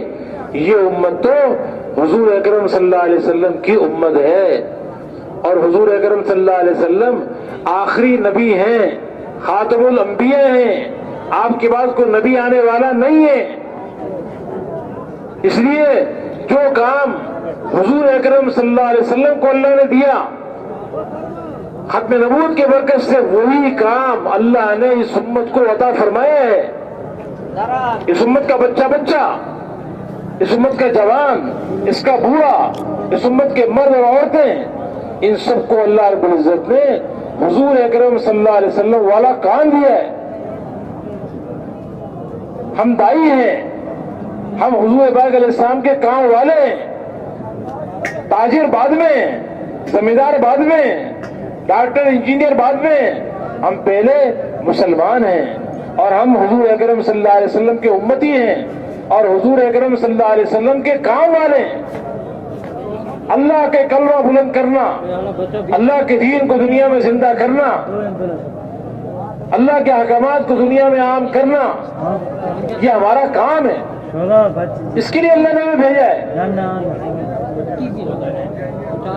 اور اسی کام کی وجہ سے پچھلی جتنی قومیں آئی ہیں، اور پچھلے جو انبیاء کرام علیہ السلام آئے ہیں، ان پچھلی امتوں کو اللہ رب العزت نے اس امت کے فضائل سنائے، اس امت کی تعریف کی۔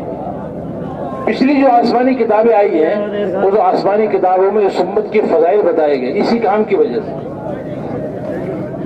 حضرت موسیٰ علیہ السلام پہ تورات نازل ہوئی، تو تورات میں حضرت موسیٰ علیہ السلام نے اس امت کے فضائل پڑھے۔ اللہ تعالیٰ سے عرض کی کہ اللہ، میں تورات میں ایک ایسی امت دیکھ رہا ہوں کہ جو ساری امتوں میں بہتر ہے، اور اسے ساری انسانیت کے لیے نکالا گیا ہے، وہ نیکی کو پھیلانے کی اور برائی کو مٹانے کی محنت کرے گی۔ اے اللہ، یہ امت تو مجھے عطا فرما دے۔ اللہ تعالیٰ نے فرمایا کہ موسیٰ، یہ امت تو ہم نے حضرت محمد صلی اللہ علیہ وسلم کے لیے بنائی۔ پھر عرض کیا کہ اللہ، میں تورات میں ایک ایسی امت دیکھ رہا ہوں کہ جو سب سے پہلی کتاب پر ایمان لائے گی اور سب سے آخری کتاب پر بھی ایمان لائے گی، اور گمراہی کا سرغنہ کانا دجال جو قیامت سے پہلے آئے گا، اس کو بھی یہ قتل کرے گی۔ اے اللہ، یہ امت تو مجھے عطا فرما دے۔ اللہ تعالیٰ نے فرمایا کہ موسیٰ، یہ امت تو ہم نے حضرت محمد صلی اللہ علیہ وسلم کے لیے بنائی۔ پھر عرض کیا کہ اللہ، میں تورات میں ایک ایسی امت دیکھ رہا ہوں جو سب سے آخر میں آئے گی، لیکن سب سے پہلے جنت میں جائے گی۔ اے اللہ یہ امت تو مجھے عطا فرما دے۔ اللہ تعالیٰ نے فرمایا کہ موسیٰ یہ امت تو ہم نے حضرت محمد صلی اللہ علیہ وسلم کے لیے بنائی۔ پھر عرض کیا کہ اللہ میں تورات میں ایک ایسی امت دیکھ رہا ہوں جن کا قرآن ان کے سینوں میں محفوظ ہوگا، وہ اپنی آسمانی کتاب قرآن کو سینوں میں محفوظ کرنے والے ہوں گے، زبانی یاد کریں گے۔ اس سے پہلے جتنی امتیں آئیں وہ اپنی کتابوں کو زبانی یاد نہیں کرتی تھی بلکہ ناظرہ پڑھتی تھی، دیکھ کے پڑھتی تھی، لیکن یہ امت یہ تو بغیر دیکھے اپنی کتاب کو اپنے قرآن کو سینوں میں محفوظ کرنے والی ہے۔ اے اللہ یہ امت تو مجھے عطا فرما دے۔ اللہ تعالیٰ نے فرمایا کہ موسیٰ یہ امت تو ہم نے حضرت محمد صلی اللہ علیہ وسلم کے لیے بنائی۔ پھر عرض کیا کہ اللہ میں تورات میں ایک ایسی امت دیکھ رہا ہوں جو اپنے زکوٰۃ و صدقات کو خود کھائیں گے، ان کے مالدار زکوٰۃ نکالیں گے اور غریب اس کو کھا لیں گے۔ پہلی جو امتیں تھیں وہ اپنی زکوٰۃ و صدقات کو کھا نہیں سکتے تھے، بلکہ جب وہ زکوٰۃ اپنی نکالتے تھے تو ایک میدان میں زکوٰۃ کے مال کو رکھ دیا کرتے تھے، آسمان سے آگ آ کے اس کو جلا دیتی تھی، یہ اس مال کی قبولیت کی نشانی ہوتی تھی، اور اگر آگ اس کے قریب نہ آئے تو پھر یہ اس مال کے مردود ہونے کی نشانی ہوتی تھی، اور یہ امت اپنی زکوٰۃ و صدقات خود کھائے گی۔ تو اے اللہ یہ امت تو مجھے عطا فرما دے۔ اللہ تعالیٰ نے فرمایا کہ موسیٰ یہ امت تو ہم نے حضرت محمد صلی اللہ علیہ وسلم کے لیے بنائی۔ پھر عرض کیا کہ اللہ میں تورات میں ایک ایسی امت دیکھ رہا ہوں جب وہ نیکی کا ارادہ کرے گی، ابھی نیکی کی نہیں ہے، صرف ارادہ کیا ہے، ارادہ کرنے پہ ایک نیکی لکھی جائے گی۔ اگر نیکی کر لے تو 10 گنا سے لے کے 700 گنا تک اس کے اجر کو بڑھایا جائے گا، اور اگر برائی کا ارادہ کر لے لیکن برائی کرے نہیں تو کوئی گناہ لکھا نہیں جائے گا صرف ارادے پر۔ ہاں برائی کر لی تو 1 گناہ لکھا جائے گا۔ اے اللہ یہ امت تو مجھے عطا فرما دے۔ اللہ تعالیٰ نے فرمایا کہ موسیٰ یہ امت تو ہم نے حضرت محمد صلی اللہ علیہ وسلم کے لیے بنائی ہے۔ پھر عرض کیا کہ اللہ میں تورات میں ایک ایسی امت دیکھ رہا ہوں کہ وہ جو دعائیں کرے گی اس کی دعاؤں کو قبول کیا جائے گا۔ اے اللہ یہ امت تو مجھے عطا فرما دے۔ اللہ تعالیٰ نے فرمایا کہ اے موسیٰ یہ امت تو ہم نے حضرت محمد صلی اللہ علیہ وسلم کے لیے بنائی ہے۔ موسیٰ علیہ السلام نے جب دیکھا کہ یہ امت تو مل نہیں رہی تو کہا کہ اللہ اگر یہ امت نہیں دیتا تو مجھے اس نبی کا امتی بنا دے۔ اللہ تعالیٰ نے فرمایا کہ نہیں اے موسیٰ ہم نے آپ کے لیے رسالت و نبوت کو چنا ہے، آپ رسول اور نبی بن کر دنیا میں آئے۔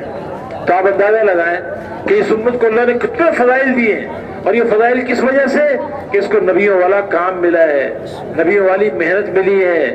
یہ ساری دنیا میں اللہ کے کلمے کو لے کے پھرنے والی بنے گی، ساری دنیا میں اللہ کے دین کو زندہ کرنے کی محنت کرنے والی بنے گی۔ یہ امت یہ نبی یہ کار نبوت کو کرنے والی ہے اور اللہ کے دین کے کام کے لیے اپنی جان و مال کی بازی لگانے والی۔ اس امت کا جو سب سے پہلا طبقہ ہے صحابہ کرام کا رضی اللہ تعالیٰ عنہ اجمعین، انہوں نے ذمہ داری کو سمجھا اور اس ذمہ داری کو اپنے سینے سے لگایا۔ حضور اکرم صلی اللہ علیہ وسلم نے یہ ذمہ داری ان کو منتقل کی۔ حجۃ الوداع کے موقع پر آپ نے یہ صاف اعلان کر دیا کہ دیکھو میں نے اپنے اللہ کا پیغام تمہیں پہنچا دیا ہے، اب حاضرین کی ذمہ داری ہے کہ غائبین تک یہ اللہ کا پیغام پہنچائیں۔ تو صحابہ کرام مناسک حج ادا کرنے کے بعد دنیا کے ملکوں کی طرف متوجہ ہوئے اور ساری دنیا میں صحابہ کرام پھیلے۔ پیدا مکے میں ہوئے، مدینے میں ہوئے، حجاز میں ہوئے، لیکن اللہ کے پیغام کو پہنچانے کے لیے یورپ اور افریقہ اور امریکہ اور پوری دنیا میں اب اللہ کا پیغام لے کے صحابہ کرام نکلے ہیں، اور اللہ کا پیغام پہنچاتے پہنچاتے وہیں پر اللہ کے ہاں وہیں ان کی روح نکل گئی اور وہیں پہ ان کی قبریں بن گئی۔ حج کے موقع پر 1,24,000 صحابہ کرام موجود تھے، اور آج مکے مدینے میں حجاز مقدس میں 13-14 ہزار صحابہ کرام کی قبریں ہیں، باقی 1 لاکھ سے زیادہ صحابہ کرام دنیا کے ملکوں میں ہیں۔ اردن شام کے علاقے میں تقریباً 35,000 صحابہ کرام سوئے ہوئے۔ کتنے بھائی؟ 35,000 صحابہ کرام۔ ہم اردن میں گئے تو وہاں کے عرب بتانے لگے کہ یہاں کے ایک قدم پر یہاں صحابہ کرام کی قبریں ہیں۔ حضرت ابو عبیدہ بن جراح رضی اللہ تعالیٰ عنہ، حضرت زید بن حارثہ رضی اللہ تعالیٰ عنہ، عبداللہ بن رواحہ رضی اللہ تعالیٰ عنہ، اور حضرت شرابیل بن حسنہ زوار بن ازور، حضرت معاذ بن جبل رضی اللہ تعالیٰ عنہ، یہ سارے صحابہ کرام اردن اور شام کی زمین میں سوئے. اللہ کے پیغام کو دنیا میں عام کرنا اپنا کام بنایا صحابہ کرام کہ اللہ نے ہمیں دنیا میں اپنے کلمے کو بلند کرنے کے لیے بھیجا ہے. ہم اللہ کے دین کو دنیا میں زندہ کرنے کے لیے آئے. نبی کی بعثت کا مقصد یہ ہوتا ہے اور اسی کام کے لیے اللہ نے اس امت کو مبعوث کیا ہے. اس لیے صحابہ کرام یہ صاف کہا کرتے تھے کہ ہم آئے نہیں ہیں بادشاہوں کے پاس جا کر ان کے محلات میں یہ ڈنکے کی چوٹ کہا کرتے تھے کہ ہم آئے نہیں ہیں، بلکہ ان اللہ ابتعثنا لنخرج العباد من عبادت العباد الى عبادت رب العباد. اللہ نے ہمیں بھیجا ہے، اللہ نے ہمیں بھیجا ہے، ہم آئے نہیں ہیں. اور کیوں بھیجا ہے؟ تاکہ اللہ کے بندوں کو بندوں کی بندگی سے نکال کر اللہ کی بندگی ملے. ومن جور الادیان الى عدل الاسلام، اور سارے دینوں کے ظلم سے نکال کر اسلام کی عدل کی طرف لے جائے. ومن ضیق الدنیا الى سعة الآخرہ، دنیا کی تنگی سے نکال کر آخرت کی کشادگی کی طرف لے جائے. ہم بھیجے گئے ہیں، ہم حضور پاک علیہ السلام کے امتی ہیں. کمانا کھانا دنیا کی زندگی کے اندر اپنے مال جمع کرنے کو کام بنا لینا، یہ میرے محترم دوستوں بزرگ اس امت کا شیوا نہیں ہے. دنیا کے جتنے کام ہیں یہ تو ہم نے اللہ کے حکم کو، ان کے اندر اللہ کے حکم کو پورا کرنا ہے. یہ ہماری ضروریات ہیں، اس میں بھی احکامات کو پورا کرنا ہے. تجارت میں تجارت کا دین، زمینداری میں زمینداری کا دین، ملازمت میں ملازمت کا دین، غربت میں غربت کا دین، مالداری ہے مالداری کا دین. جس حال میں ہیں، جہاں پر بھی ہیں، جس شعبے میں لگے ہوئے ہیں، اس کا جو دین ہے، اس سے متعلقہ جو احکامات ہیں، ان احکامات کو ان میں پورا کرنا ہے تو یہ دین بن جائیں گے. تاکہ یہ دنیا کے جتنے شعبے ہیں یہ ہمارا مقصد نہیں ہے. ہمارا مقصد تو اللہ کے دین کو دنیا میں عام کرنا ہے، اللہ کے احکامات کو دنیا میں زندہ کرنا ہے، اللہ کے کلمے کو بلند کرنا ہے. صحابہ کرام بڑے عقل مند تھے. انہوں نے دنیا میں اپنے لیے بڑے بڑے محلات نہیں بنائے، دنیا میں بہت زیادہ مال جمع نہیں کیا.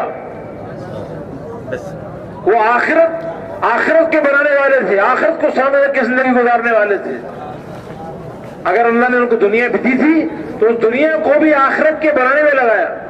اس لیے صحابہ کرام کہا کرتے تھے کہ انما ہممنا الآخرہ، ہمارے عزائم آخرت کے ہیں.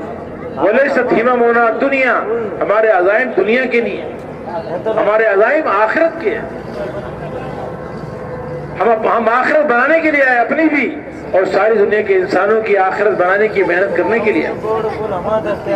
اس لیے انہوں نے اپنی جان کی پرواہ نہیں کی، اپنے مال کی پرواہ نہیں کی، اپنے کاروبار کی پرواہ نہیں کی، اپنی خواہشات کو قربان کیا، اپنی حاجتوں کو قربان کیا، دنیا میں تکلیفیں اٹھائی اللہ کے دین کے لیے، لیکن اللہ کے کلمے کو اور اللہ کے دین کو ساری دنیا کے اندر پہنچا دی. پیدا مکہ مدینے میں ہوئے لیکن قبریں ان کی یورپ میں بنی ہوئی ہیں، افریقہ میں بنی ہوئی ہیں اور شام میں بنی ہوئی ہیں. پتہ نہیں کہاں کہاں پہ صحابہ کرام پھیلے ہوئے ہیں. میرے محترم دوست بزرگوں، ان کی قبریں اس بات کی گواہی دیتی ہے کہ وہ دنیا کے غلام نہیں تھے، دنیا کے بیٹے نہیں تھے، وہ آخرت والے تھے.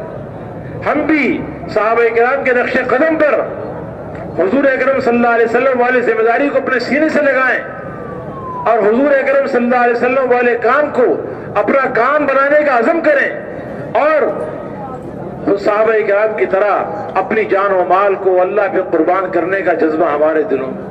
اللہ نے یہ ہمیں دعوت والی محنت عطا فرمائی ہے. یہ محنت ہر مسلمان کا کام ہے، ہر مسلمان کی ذمہ داری ہے. اسی کے لیے ہم دنیا میں آئے ہیں، اسی کے لیے اللہ نے ہمیں پیدا کیا ہے، اسی کے لیے ہمیں حضور اکرم صلی اللہ علیہ وسلم نے یہ کام ہمارے ذمہ لگایا ہے. یہ اللہ کی طرف سے ذمہ داری ہمیں منتقل ہوئی ہے. اس لیے عقل مندی کا تقاضا یہ ہے کہ میرے محترم دوست بزرگوں، دنیا کے اندر بقدر ضرورت لگنا اور باقی سارا اپنا وقت، ساری جان اور سارا مال اور ساری صلاحیتیں یہ اللہ کے کلمے کو بلند کرنے پر لگا، اللہ کے دین کو دنیا میں زندہ کرنے پر لگا. یہ اجتماع یہ کوئی میلہ نہیں ہے کہ بہت بڑا مجمع آ گیا चलो बहुत अच्छी बात हो गई, नहीं, ये एक जिम्मेदारी का एहसास दिलवाने के लिए, आखिरत को याद दिलाने के लिए ये हमारा यहाँ पे जमा होना, इतना बड़ा मजमा है, जमा है, ये आखिरत में अल्लाह के पास जमा होना है सबको। क़यामत के दिन अव्वलीन आखिरीन सब जमा होंगे उस इज्तिमा को याद दिलाने के लिए। इस इज्तिमा को देखकर हमें आखिरत का इज्तिमा याद आ जाए और आखिरत की तैयारी करने वाले हम बन जाएं और दीन को सीख कर दीन के मुताबिक जिंदगी गुजारने वाले बने और इस दीन को लेकर सारी दुनिया में फिरने वाले बने। हमारी जान और माल ये तो अल्लाह ने खरीद लिए, जान हमारी नहीं है, ये माल हमारा नहीं है, ये अल्लाह की दी हुई अमानत है। फिर भी अल्लाह ताला खरीद रहे हैं कि भाई जान और माल, मैंने ईमान वालों की जान और माल को खरीद लिया है, इसके बदले में उनको जन्नत दो।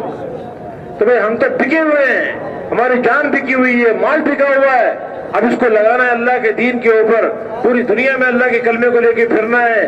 कोई दुनिया के अंदर बेईमान न रहे, जितने काफिर हैं ये सारे ईमान वाले बन जाएं और जितने मुसलमान हैं ये 100% दीन पर चलने वाले बने और हुजूर अकरम सल्लल्लाहु अलैहि वसल्लम के काम को अपना काम बना लें। ये हमारी जिम्मेदारी है, इसके लिए अल्लाह ने हमें चुना है, इसके लिए अल्लाह ने हमें भेजा है, इसके लिए हमारा ये इज्तिमा है।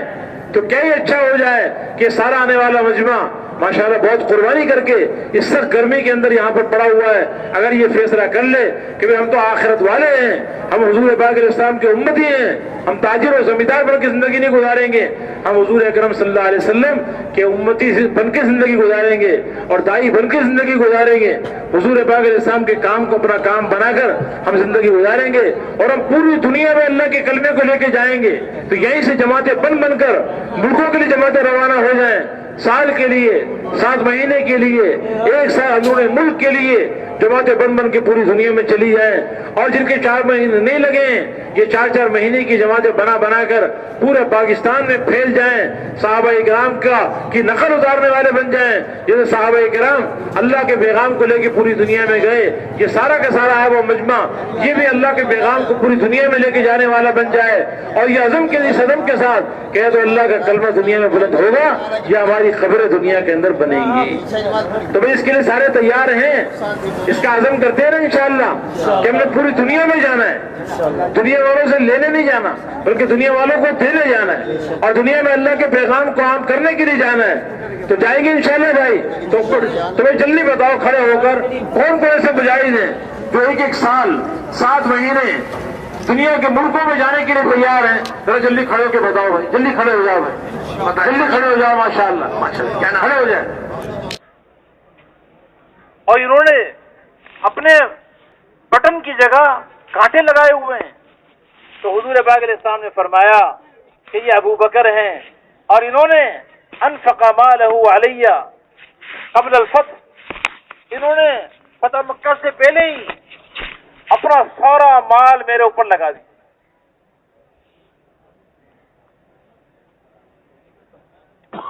तो हज़रत जिब्रील अलैहिस्सलाम ने फरमाया कि मोहम्मद सल्लल्लाहु अलैहि वसल्लम, अल्लाह रब्बुल इज्जत ने मुझे भेजा है, इसलिए भेजा है कि आप अबू बकर से पूछे कि अल्लाह ताला पूछ रहा है कि अबू बकर तुम इस हाल में मुझसे राजी हो या नाराज हो, और इससे कहिए कि अल्लाह ने आपको सलाम कहा है और अल्लाह ताला पूछ रहे हैं कि तुम अपने इस फक्र में मुझसे राजी हो या नाराज हो। जब हुजूर पाक अलैहिस्सलातु वस्सलाम ने हजरत अबू बकर को ये कहा तो हजरत अबू बकर रज़ी अल्लाह तआला रो पड़े और कहा कि अना अन रब्बी राज़िन, अना अन रब्बी राज़िन, अना अन रब्बी राज़िन, मैं अपने रब से राजी हूं, मैं अपने रब से राजी हूं, मैं अपने रब से राजी। अल्लाह ऐसे कदरदान है जो अपनी जानों को आज लगाएगा, अपने माल को लगाएगा, सारी इंसानियत की हमदर्दी और खैरख्वाही जिसके दिल में होगी कि कोई अल्लाह का बंदा, कोई आदम का बेटा और कोई हव्वा की बेटी जहन्नम की आग में ना जाए, ये सब जन्नत में जाने वाले बन जाएं, जो इन सब का गम खाने वाला होगा और इनकी हमदर्दी और खैरख्वाही का जज्बा रखने वाला होगा, इसके लिए अपनी जान लगाएगा, अपना माल लगाएगा, दर दर की ठोकरें खाएगा और अल्लाह के दीन के लिए फिरेगा, کل اللہ اس کو ایسی اس کی قدردانی کریں گے جس کا کوئی تصور نہیں کر سکتا۔ ایک چیونٹی، اس نے اپنی چیونٹیوں کی فکر کی۔ جب حضرت سلیمان علیہ السلام کا لشکر آنے لگا اور ان کے پاس سے گزرنے لگا، وہ چیونٹیوں کی ملکہ پریشان ہو گئی کہ یہ بڑے بڑے جسم والے لوگ ہیں، ہم چھوٹے چھوٹے جسم والے ہیں، یہ بڑے بڑے جسم والے ہیں، یہ ہماری طرف سے اگر آ گئے تو ہمیں تو یہ اپنے پاؤں کے نیچے کچل ڈالیں گے اور ہم سارے کے سارے تباہ برباد ہو جائیں گے۔ تو اسے اپنی قوم کی ہلاکت، اپنی قوم کو ہلاکت سے بچانے کا جذبہ پیدا ہوا۔ اپنی قوم کی خیرخواہی اور ہمدردی کے اندر اس نے اپنی زبان میں، اپنے انداز سے اپنی چیونٹیوں کو سمجھایا کہ اے چیونٹیوں، اپنے بھیڑوں میں داخل ہو جاؤ۔ ایسا نہ ہو کہ سلیمان علیہ السلام اور اس کا لشکر تمہیں اب رون ڈالے اور ان کو پتہ بھی نہ چلے۔ اس نے اپنی زبان میں کہا۔ ابھی اللہ کو معلوم ہے اس کی کیا زبان ہے۔ آپ میں سے کسی کو معلوم ہے چیونٹیوں کی کیا زبان ہے؟ اگر اپنا کان آپ بالکل چیونٹی کے قریب لے جائیں تو آپ سن سکتے ہیں کہ وہ کیا بولتی ہے۔ پتہ نہیں اس چیونٹی نے کس انداز میں کہا، کس زبان میں کہا، لیکن اللہ ایسے سننے والے ہیں کہ ساتوں آسمانوں کے اوپر اللہ نے اس چیونٹی کی صدا کو سنا،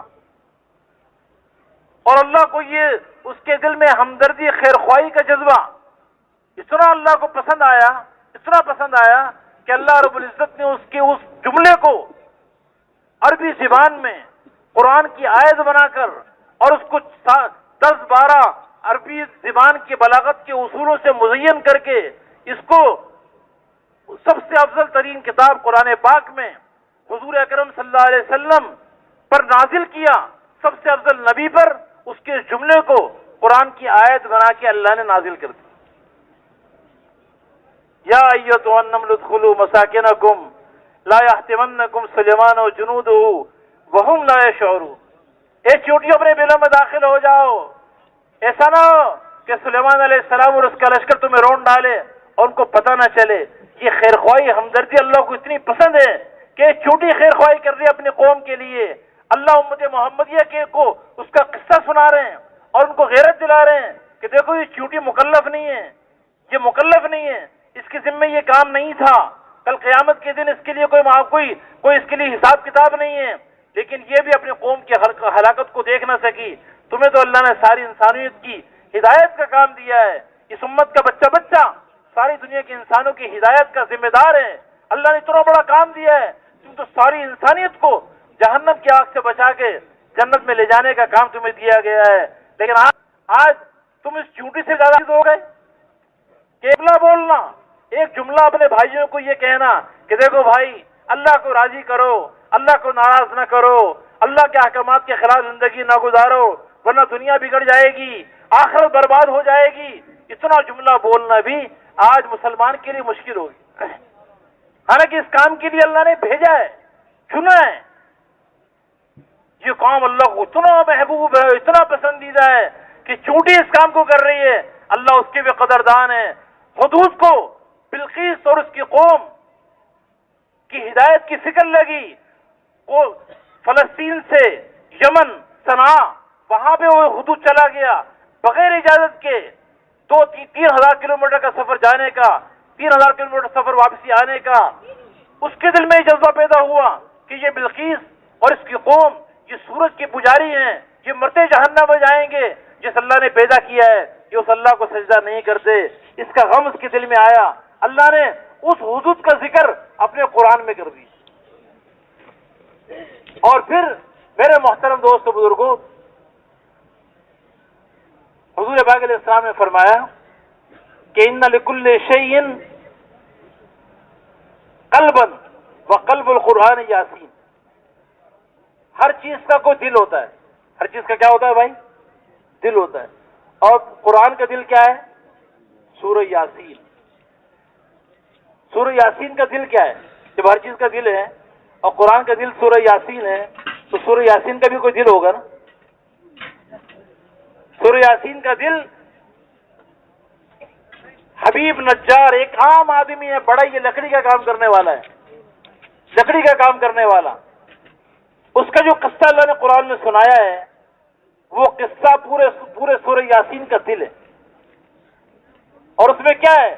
اس میں یہی ہمدردی، خیرخواہی کا جذبہ، ایک شہر تھا انطاکیہ، وہاں اللہ رب العزت نے 2 نبیوں کو بھیجا، نبیوں نے جا کے دعوت دی، لوگوں نے ان کی بات کا انکار کیا، اللہ نے پھر تیسرے نبی بھی ساتھ بھیج دیا، دین کی جماعت کو مضبوط بنا دیا، وہ نبی وہاں پہ دعوت دیتے رہے، لیکن قوم نے ان بات کو نہ مانا، نبیوں کو ستانا شروع کر دیا اور ان کو ایذا دینے لگے۔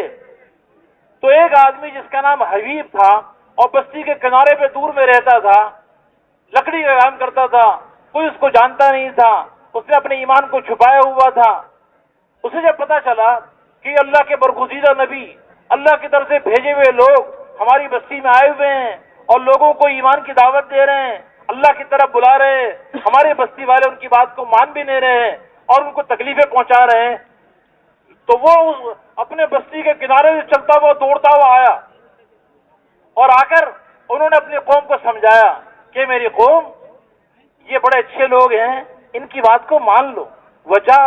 وجاء من اقصى المدينة رجل يسعى قال يا قوم اتبعوا المرسلين اتبعوا من لا يسألكم اجرا وهم مهتدون۔ ایسی خوبصورت اس نے دعوت دی کہ اے میری قوم ان کی بات کو مان لو، اس لیے کہ یہ اللہ کی طرف سے بھیجے ہوئے ہیں۔ اتبعوا المرسلین، یہ کون ہے؟ یہ کسی حکومت نے نہیں بھیجا ہے ان کو، بلکہ کس نے بھیجا ہے؟ سارے بادشاہوں کے بادشاہ نے بھیجا ہے، سارے بادشاہوں کے بادشاہ نے بھیجا ہے، ان کو اللہ نے بھیجا ہے جو زمین آسمان کا بنانے والا ہے، جس کے ارادے سے ساری کائنات کا وجود ہے، جس کے امر سے ہر پتا جکڑا ہوا ہے، اس اللہ نے بھیجا ہے۔ اور بھیجے ہوئے کے ساتھ بھیجنے والے کی طاقت ہوتی ہے، اس لیے ان کی بات کا انکار نہ کرو۔ ان کی بات کا انکار کرنا یہ بہت بڑی ہلاکت ہے، بہت بڑی بربادی ہے، اسے ان کو پہچانو، ان کی حیثیت کو پہچانو، یہ عام لوگ نہیں ہیں، اللہ کی طرف سے بھیجے ہوئے۔ اور پھر دوسری بات یہ ہے یا قوم اتبعوا المرسلین اتبعوا من لا يسألكم اجرا وهم مهتدون۔ ان کے اندر 2 بڑی بڑی خوبیاں اور پائی جاتی ہیں۔ ایک تو یہ ہے کہ یہ تمہارے بڑے خیر خواہ ہیں، تمہیں جہنم کی آگ سے بچانا چاہتے ہیں، کفر اور شرک سے نکال کر ایمان کی طرف لانا چاہتے ہیں، یہ تمہیں دنیا اور آخرت کی ہلاکت سے بچانا چاہتے ہیں، یہ تمہارے خیر خواہ ہیں، ہمدرد ہیں، اور اس خیر خواہی میں ان کی ذات کی کوئی غرض نہیں ہے، تم سے اس کا بدلہ نہیں مانگتے، تم سے پیسے نہیں مانگتے، مال نہیں مانگتے، کھانا نہیں مانگتے، مکان نہیں مانگتے، کچھ بھی نہیں مانگ رہے، تمہاری خیر خواہی کی بات کر رہے ہیں۔ یہ تو تمہارے خیر خواہ ہیں، اپنے خیر خواہ، ایسا خیر خواہ جو خود غرض نہ ہو، اس کی بات کا انکار نہیں کرنا چاہیے۔ اور دوسری بات یہ ہے وہم مہتدون، پاؤں کے ناخن سے لے کر پیشانی کے بالوں تک یہ بالکل ہدایت یافتہ لوگ ہیں۔ ان کے ایمان کو دیکھو، ان کے اخلاق کو دیکھو، ان کی سچائی کو دیکھو، ان کی امانت داری کو دیکھو، ان کے جسم پر کوئی کالا داغ نظر نہیں آئے گا، یہ بالکل پاک صاف لوگ ہیں، ساری خوبیوں سے آراستہ ہیں،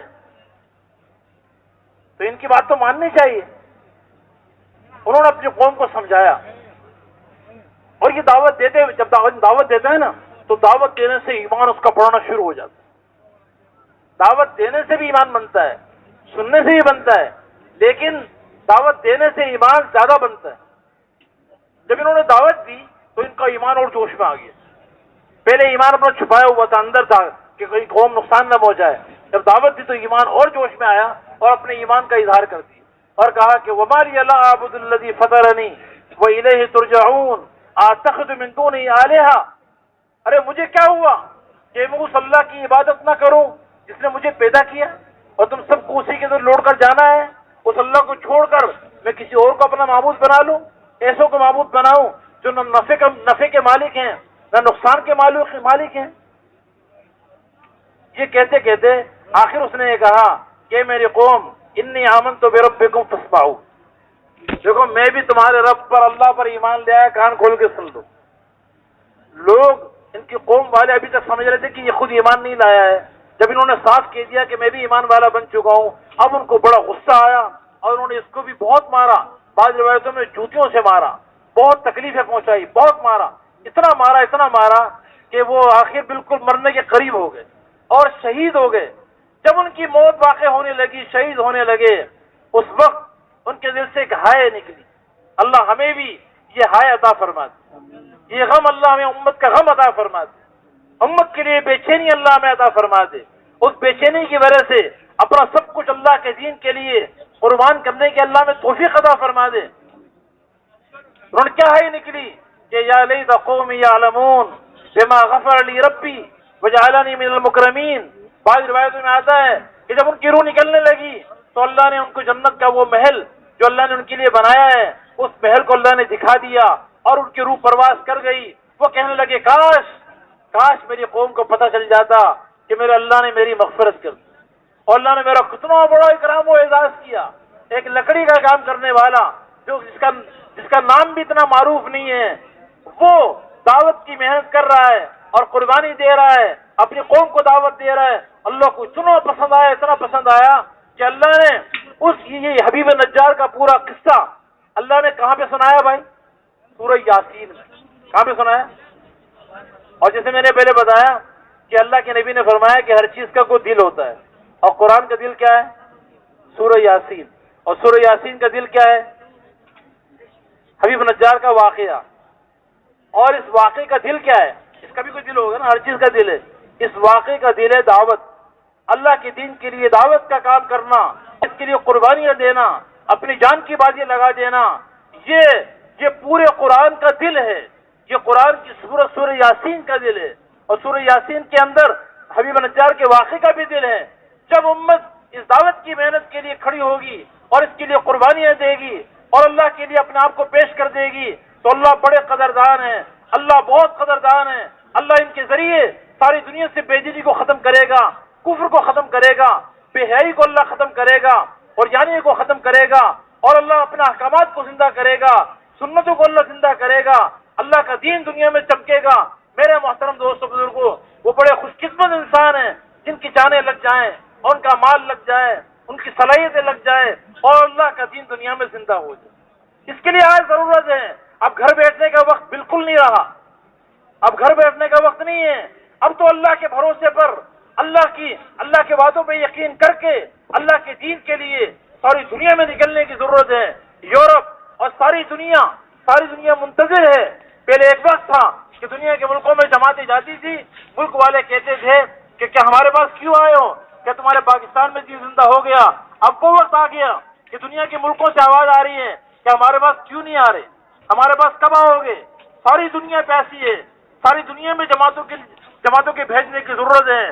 ساری دنیا کے ملکوں میں, پاکستان کے اندر بھی, ساری دنیا میں دین زندہ ہو جائے. اس کے لیے میرے محترم دوستوں بزرگوں, یہ مجمع اگر ہمت کر لے اور اپنا چھوٹے تقاضوں کو قربان کر دے اللہ کے لیے, اللہ نے آج موقع دیا ہے کہ ہماری جان لگ جائے. کل کسی نے نہیں دیکھی. موت آتی ہے تو نہ جوان کو دیکھتی ہے, نہ بوڑھے کو دیکھتی ہے, نہ تاجر زمیندار کو دیکھتی ہے, نہ بادشاہ اور فقیر کو دیکھتی ہے. آج اللہ نے موقع دیا ہے, اس کو ہم غنیمت جان لیں. اللہ کے نبی نے فرمایا بادروا بالاعمال فتنا, ارے فتنوں کے آنے سے پہلے اعمال کرنے میں جلدی کر لو, دیر نہ کرو. ایسے فتنے آنے والے ہیں کہ تم نیک اعمال کرنا چاہو گے, کر نہیں سکو. اس لیے آج موقع ہے, دیر کرنے کا وقت نہیں ہے. اوپر سے آوازیں آ رہی ہیں. قرآن میں اللہ کہہ رہے ہیں سابقوا الی جنت ارضها کارض السماء والارض, بڑھو اسی جنت کی طرف جس کی چوڑائی زمین آسمان کی طرح ہے. حضور نے بھی آیت پڑھی صحابہ کے سامنے, تو ایک صحابی نے کہا اللہ کے نبی, جنت ارضها کارض السماء والارض, ایسی جنت جس کی چوڑائی زمین آسمان کے برابر ہوگی. آپ نے فرمایا کہ ہاں اتنی بڑی جنت. تو کہنے لگا بخن واہ واہ, اتنی بڑی جنت. حضور نے فرمایا کہ بھی تم واہ کیوں کر رہے ہو؟ کہا کہ اللہ کے نبی اس لیے کہ کاش میں بھی ایسی جنت والوں میں ہو جاتا, مجھے بھی ایسی جنت مل جاتی.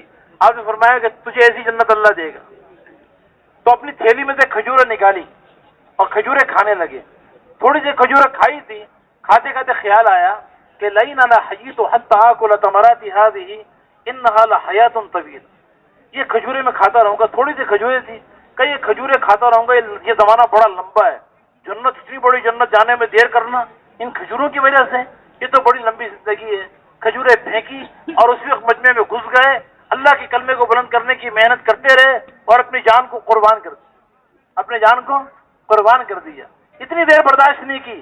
اور اب ہم سوچیں کہ جی میں تو جون میں جاؤں گا اور میں تو آئندہ سال جاؤں گا، ابھی میرے گھر کا فلاں مسئلہ ہے، ابھی نہیں بعد میں، ابھی نہیں بعد میں، ابھی نہیں بعد میں۔ ہلک المصوفون، جو یہ کہتے ہیں کہ ہم ابھی نیکی کا کام نہیں کریں گے، بعد میں کریں گے۔ اللہ کے نبی نے فرمایا کہ ایسے لوگ ہلاک ہو جائیں جو کہتے ہیں سوفا، ابھی نہیں بعد میں، ابھی نہیں پھر، ابھی نہیں پھر۔ موت کا فرشتہ پیچھے لگا ہوا ہے۔ اور میرے محترم دوستو بزرگوں، حالات بدل رہے ہیں، ابھی موقع ہے، اس میں دیر کرنے کا وقت نہیں ہے، دیر کرنے کا وقت نہیں ہے۔ اس لیے سارے مجمع سے درخواست ہے کہ اپنے اللہ کے بھروسے پر کھڑے ہو جائیں اور 15,000 جماعتیں اس مجمع سے تیار کرنی ہے۔ اللہ کرے گا، میرے اور آپ کے بس کی بات نہیں ہے، اللہ اپنی قدرت کرے گا۔ اس مجمع میں ایک ساتھی بھی اس کے علاوہ کھڑا نہ ہو، باقی سارے بھائی جو اس کے لیے تیار ہیں، اللہ کے بھروسے پر۔ بہت دیر ہو گئی، کسی کی 30 سال کی زندگی، کسی کے 40 سال گزر گئے، کسی کے 50 سال گزر گئے، کوئی پتہ نہیں کب موت آ جائے، کل کا دن دیکھنے کو ملے کہ نہ ملے۔ آج اللہ نے موقع دیا ہے، اس لیے اب دیر کرنے کا وقت نہیں ہے۔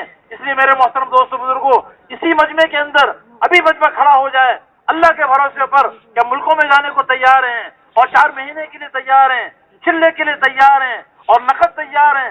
اس اجتماع سے ہم گھروں پر نہیں جائیں گے، اللہ کا دین مٹ رہا ہو، ہم اپنے گھروں پہ جائیں، اپنے کاروبار میں جا کے لگیں، اپنی دنیا کے تقاضوں کو دیکھ